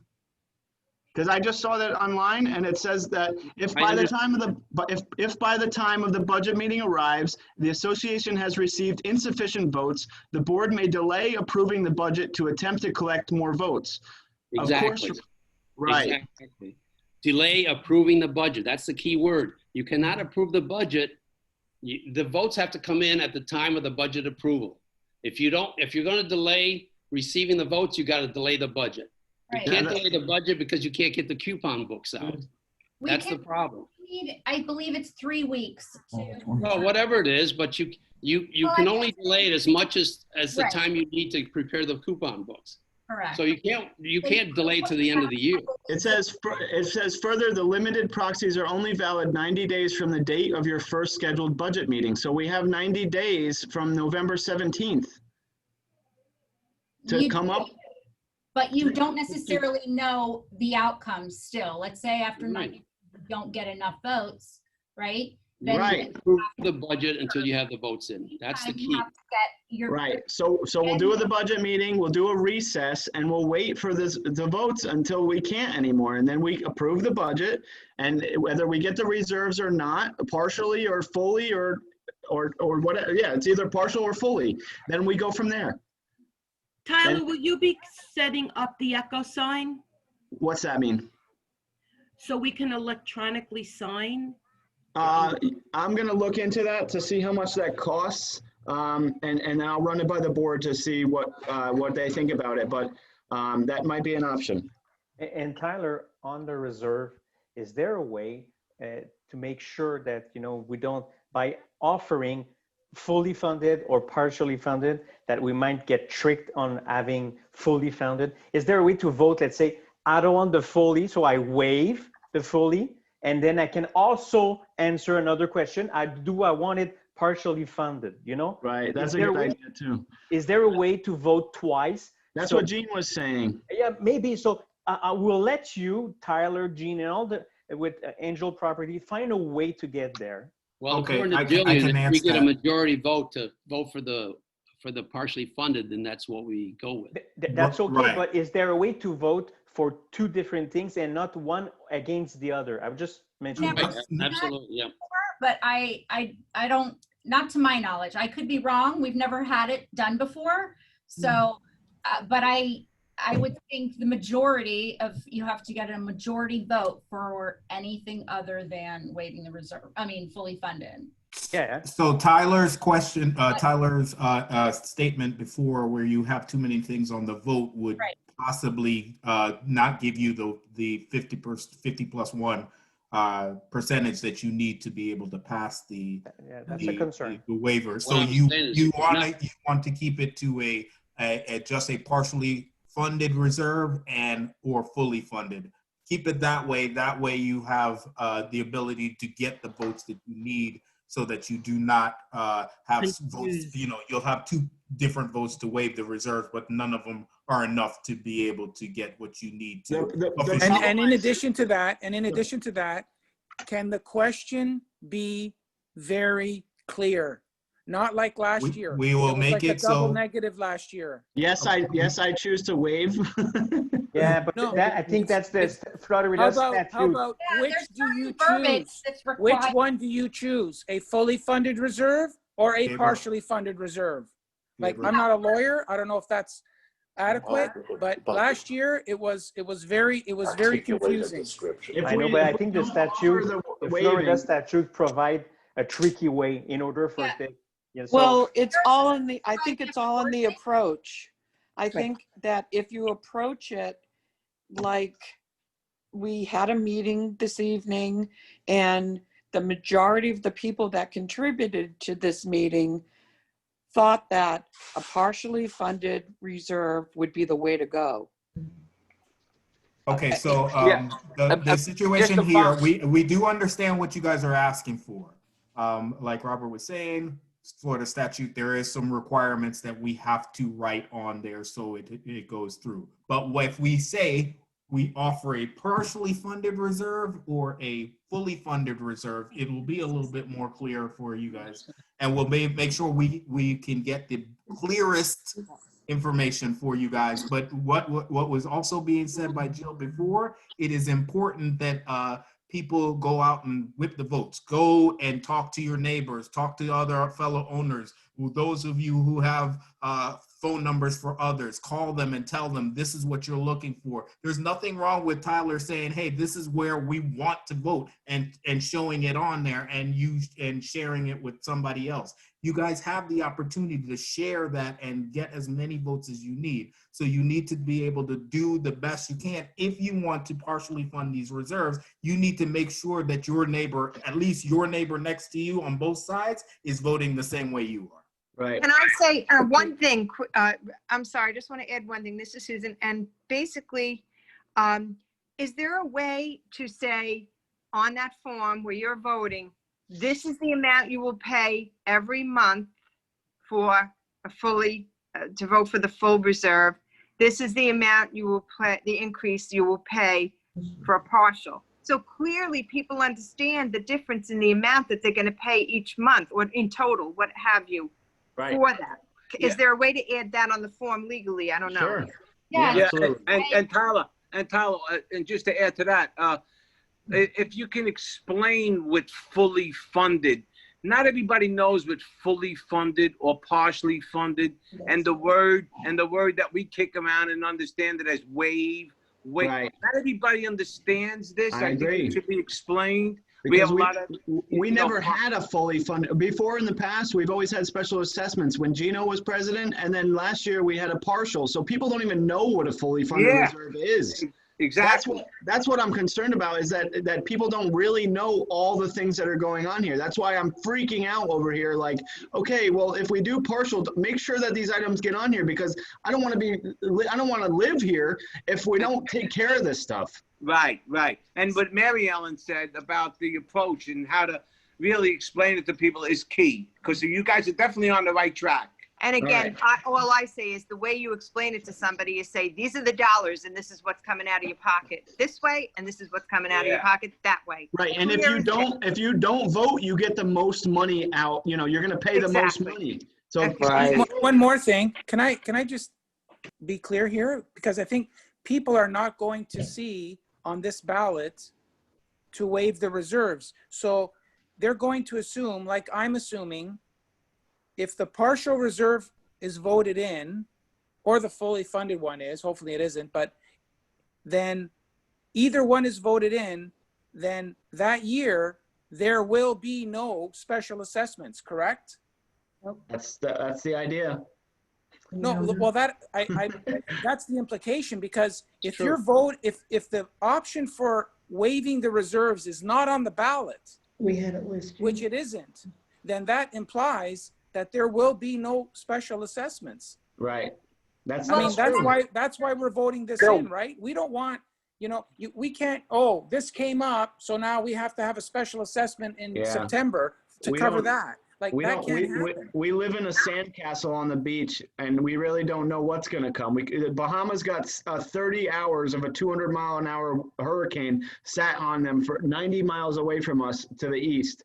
I mean, we have no idea what to expect. We could get totally devastated. We might need. I mean, you know what I mean. And you know what I mean, though. It's like, if something comes up like that, then that should be put on, like, for next year and worked in. Yeah. Well, we just, we do live in a sandcastle on the beach. I mean, so. the reason why we're voting for reserves is so that we don't have to pay special assessments. These are all estimates. Everything we've said tonight are all estimates. Right. So, I mean, things could change. Like next year, all we want to do is address, in my opinion, we want to address what has to happen next year. And what we've said is the panel, the AC pumps, because nobody in Florida wants to live without an AC pump, and also the drain pipes. So those are the big ticket items that we want to address for this year. And then like when we get to 2021, I'll be off the board probably, and I might have a toast to that. Are we working together right now? No. But no, honestly, like what we want to do is address the infrastructure of the building in 2021, and that's what we have to focus on. The parking lot and the flooding, let's put it off till 2022, and we'll address it next year. This year we have to go to infrastructure. Right. Hey, Tyler. Yes, sir. Tyler, you'll get to do it all over again tonight because look at the turnout. We had 30 at best. Now we're down to 21. I know. We're doing something right. Let's keep it up. Yeah, but you need a lot more than that because we're doing everything right. Crap. Yeah, but if 30 people tell 3 different tenants, we'll cover the whole building. That's true. That's a positive. I like that. You're going to have people telling their version. Right. Well, Yes, thanks. I'll have T-shirts made up. All right. Okay, cool. So we're paying Angel for every minute that we go over 2 hours. That's in our contract too. So Oh, man. I know. I love them, but already, yeah. Thank you. Is Okay, Angel good still on night. the call? All right, Is Angel yes. still on Thank the you, call? everybody. Good night. Whoa. Thank you, everybody. Thank you. You did a great job. Thank Work you. together. Work together. Bye. Be safe. we're trying. Bye. Bye, everybody. Bye. Okay, we're down to 16. Angel, are you still there? Yeah, I'm here. Okay, All so right, I just want to say something to Jillian. Yes. We're going to be in a crunch as usual. I would hope that you prepare this budget package as early as possible so we can review it and have time to make revisions before it goes out the door. So this is what I would, if you guys are, so my understanding, my takeaway from this is that we're doing, just in summary, you want to make sure we're all the same. We don't talk. We're presenting the fully funded reserve as one option because we have to, right? That's the one that I sent, the 400,000 one. That's right. Okay, and then we're also presenting a 5-year kind of partially funded reserve, right? That's right. Like the one you prepared. Okay, so when I've done partially, sorry, my brain just, it's late. I've been here since 6 a.m. Partially should be based on our 5-year plan. Right. So what I'm saying is when we've done partially reserved, whatever, funded reserves, then usually we just do a percentage. What I'm recommending is and that's why there were errors on the thing. It wasn't my original spreadsheet. So I think it's best if that's what you're going to present, for you to make whatever changes the board agrees to make on that 5-year plan, and then that's what we use as the. So you'll only be concerned with the annual contributions that we have shown there for the reserve. Is that right? What do you mean? I'm sorry. Well, on the top, it has the carryover from last year, and then it has this year's contribution. That's the only number you're concerned with then, is because you have to determine how much each unit is going to have to pay for the reserve. I think that's what you're saying. In other words, you don't care what the projects are. When we sent a packet out last year, let me pull it up here. It was I think it was 9 pages, right? And and we had all the projects and so on. We did have a 5-year plan shown there with the projects. Right, that's what I'm saying. So if you want that to be, first page, I'm looking at last year's, right? Second page would be in it. If you're having a special assessment, that's the 3rd page, that would be in it or not in it. Voting representative, the ballot, the proxy, and then we have, what is this one? I have it turned sideways. This is the 5-year reserve budget. So if you want this to the fully you know, this to be in the packet, right? I'm just saying you should do this spreadsheet again and send it to me, and I can just insert it as the partially funded. Right. You know what I But mean? But you still have to know what the annual contribution is according to what we put together. Yeah, like you're saying, like the monthly difference, right? Like for this unit, it would be this. Well, yeah, but what we had was what, 200 some odd thousand? I don't even have it in front of me anymore. Yeah, here it is. 219,514. What is You that? need that figure in order to, if you look at the 5-year plan, Okay, sorry. Mm-hmm. top of year one, starting balance is 173 with 219,514. That's where you got the annual contribution. Well, actually, you didn't, because you used the Yeah, fully I mean, funded. I was But trying that's to. where the number comes from, that I arrived at $150 for the 4, 8, and 12 stack from. That's from that number. If you So take what that number, that comes out as $150 for the 4, 8, and 12 stack. And then all the rest of them fall out from there. Okay, so what I'm saying is, if you provide me whatever the board decides, I know there were some different things for the first 2021, and then Tyler and Nate wanted me to change some things to different years and vice versa and different prices. So get that information agreed upon by the board and then make the adjustments. Since this is your spreadsheet, you're familiar with it and the formulas, you make the, you know, whatever changes on this, the reserve, the 5-year plan, and also on your other calculation sheet. The budget and the one with the identified projects and requirements and all that stuff.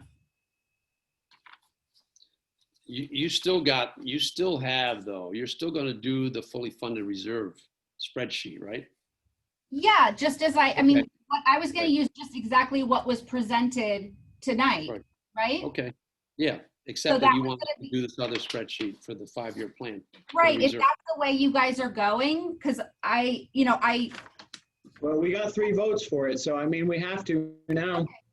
so then just agree on, you guys, why don't you and you as a board agree on the numbers, whatever numbers you guys are gonna change, right, for in the 5-year plan, and send me just all 3 pages, I guess, Jean, right? There were 3 pages in total. Once Right, yeah, sure. these are updated. All right, And then once I get that, then we can talk about exactly what I'll put in, you know, with everything, once I have everything all together. But we can certainly, I'll start prepping the mailing, yes, all the other, you know, all the other pages that have to go into it. But like, we'll just still have some final figures to plug in once you send me, you know, once you give me the updated numbers. Does that make sense? Yep. Okay. Tyler, I don't know who's Hey. still, but I'm here. Yeah, no, that's cool. I mean, if that's okay with Gene. No, it's not us 3. Gene, so we have 9 people here. So Gene, I don't know if you want help with that, if you feel like we can do this and just push this through at the end here and try to come up with something together. Maybe the 3 of us, you, me, and Nate, or I don't know how you want to handle this, but I'm willing to do whatever we need to do to get this information out so that we can continue moving forward and making progress. we can do this immediately. All we have to do is decide on what stays and what goes. If you agree with the tax liability, you got to check on that first. Make sure we can put tax in there, because what you have to clarify is we're not taking money out of the reserve to pay taxes. We're putting a line item in the reserve to cover the taxes for next year. what I would say is the potential, I understand what you're saying, Gene, but the only problem might be is that it's a one-time expense. It's not like you're always it's not like any other of the reserve items, right? They're like, Well, the only thing I see is that this is a tax bill and it's not a project. That's where I see the problem. Yeah, right? that's there might be some objection, but it's worth a shot. You can clarify that with the attorney, because I think that's the best way to go, and that saves us money as far as paying additional interest over a year and a half. Right. What if we did I know it's not a special assessment, but what if we just did another month's maintenance? No, we promised the owners you have a reserve or you have a special assessment. If you have a reserve, we're not going to have an assessment Right. because we're going back on our word. Because we already had that January, February, March this year, so we can't do it at the end too. That's right. And this was the last year we were going to do that. Okay. And that's what I told them. Now, if you want to go against that, that's up to you. But No, listen. I don't think that's the right way to go. Let me talk to the lawyer tomorrow. And there's really no need for it. Let me talk to the lawyer tomorrow and I'll ask him what he thinks about making it a reserve item, a line item. Right. And then I'll get back to you guys first thing tomorrow. I'm also gonna print those consent forms out. And then Jillian, tomorrow, if Cynthia can just put that 4801 in an invoice so that Nate and I can approve that and that can get paid. Because I know that electronic transfers take like, a couple days to process. So I want to make sure that we get that out as soon as possible. Okay. Yes. Stephen, you hear that too? He fell asleep. Okay. No, I'm here. Okay. What, 4801? That's It's for the tax for Florida, right? Yes. Okay. Stephen, if you don't mind, do you mind just emailing Cynthia right now while we're thinking of it? Because I will forget. And Repeat what it was. I heard 4801, but what it was, 48? Please. For the Florida State IRS, the taxes owed for the state. Okay. The total. Yeah. I sent it in an email. The total that's including, the. You're probably gonna have to put that on a credit card or something that, and then we just pay however you guys do it. But I know that we don't have access to do that. So that's what I just need you guys to send that over when you get a chance. The money needs to be transferred from what account to which? Well, it's going to go from the operating account to the IRS, and I think we have to do it electronically. So, however they want that, whether it be. I mean, they're going to charge you an arm and a leg if you pay for it with a credit card, but we can probably. Maybe we could do an ACH then. Yeah, probably. So we'll do an ACH, and then I just want to make sure that we get that out because if we don't by the 15th, it's going to go up. Steven, when you're emailing Cynthia, just have her tell her needs to prepare it. It probably needs to be paid electronically, and tell her to touch base with Tyler if she has any questions about the amount or anything like that. Right. So can I bring something up here? Okay, so we're 3 hours into the meeting, right? Right. I understand it's not always like this, but the last few meetings have been long, pretty intense. Right. Normally, to be honest, when we're doing minutes, we're basically hitting the high notes, like kind of summarizing things. That's fine. That's In other fine. words, when somebody, like if there's the unit owners, we might say the unit owners voice their concerns about and list some of their concerns. Right. But Steven spent like 6 hours or something. No, and we're going to pay you guys for the every hour over 2 hours. That's in our contract, so you can bill us for that. That's for the meeting. Can I say something here, Jillian? Yes, Let me clarify this. And I know this is, first time doing this, and it was a mess. All right, I have to admit that. Now, the problem I had was it was put on your shoulders to do. I don't know who did it, but the first go around was completely unsatisfactory because basically it covered the agenda items and said nothing about what was discussed on those agendas. Now, the second go around, well, you went to the other extreme. Oh my God, I couldn't believe it, 12-pager. That is not necessary.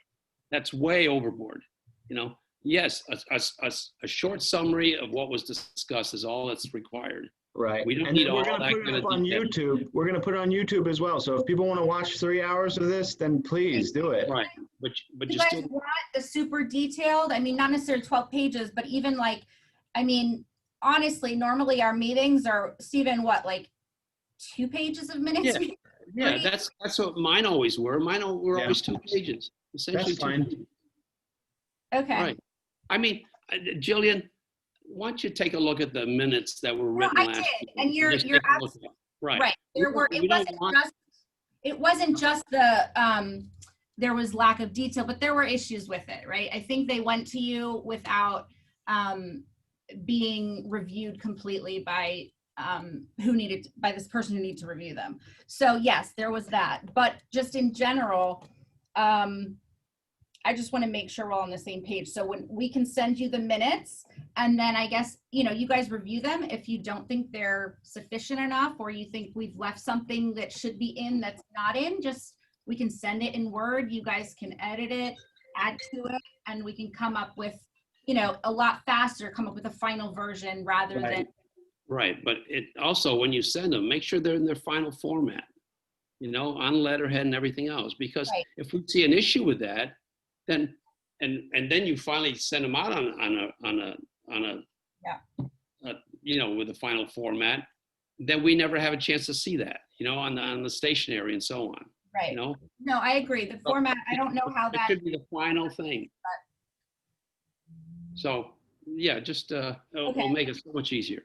So Stephen, when you're working on the minutes and stuff, just obviously review them and do as detailed, you know, as you think is sufficient. And when we send them to the board, if they feel like, oh, this needs to be elaborated on, they can edit the minutes there, and you guys can come up with an agreed upon, you know, what you guys are going to approve.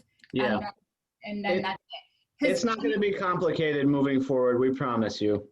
Okay. Okay. Thank you for working with us. And you know what? We got to work the kinks out. You guys haven't done this before, so we need to give you the opportunity to go through the learning process to do it. It's different for every building, so I'm sure that. Absolutely. I mean, sometimes we have board meetings, even budget meetings, and they're literally like 3 minutes long. They call over and they're done. So yeah. And I think hopefully going forward, you know, some of the, I don't know, for lack of a better word, political or, you know, back and forth, hopefully it can just be like minimized, because I think it really takes a toll, you know, not just, I mean, you can see that both you, Tyler, and Jean are both like physically drained from this call, right? I mean, it was stressful. So, and, you know, same thing on our end. And I think all the owners are probably feeling that same way. Yeah. And they're already suffering, so we don't need to bring our problems or our drama into it. And I apologize to everybody that's still on the call. I just want to make sure that they don't think that we're neglecting or making them feel vulnerable in any way. So, you know, I do appreciate everybody being here for as long as they have. And, you know, and I do want to work together moving forward. It's just, you know, we need to get over some bumps and humps and different perspectives. And I know we all have the focus of the building is our priority. So that's the most important part. Last thing I just want to mention about the minutes. So in our contract, it actually says 30 days. I know that is long for you guys. A lot of our associations, they just want them by the time they have their next board meeting. So that's usually not an issue. I realize that's long for you guys, but it's probably, I'm just saying, like, it's not really realistic for, I don't think.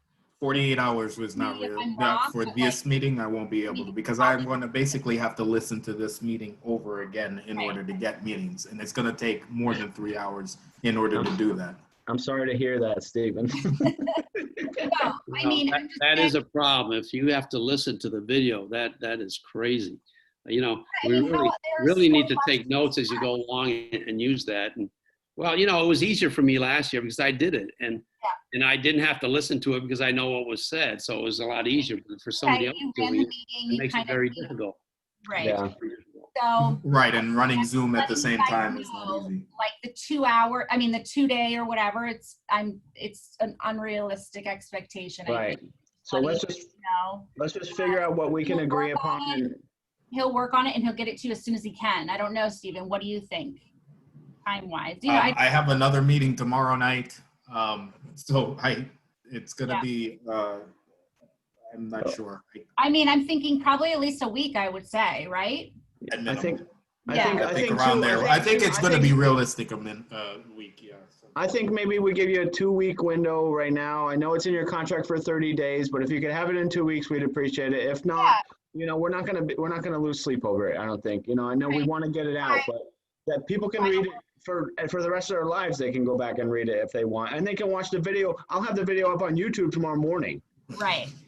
So, I mean, it's like, you know, if they really want, if they don't have internet and they want to see that, then they can request it and I'll priority mail it to them if they want. I mean, it's like. Yeah, they could, you could tell them to get their popcorn and soda. And right.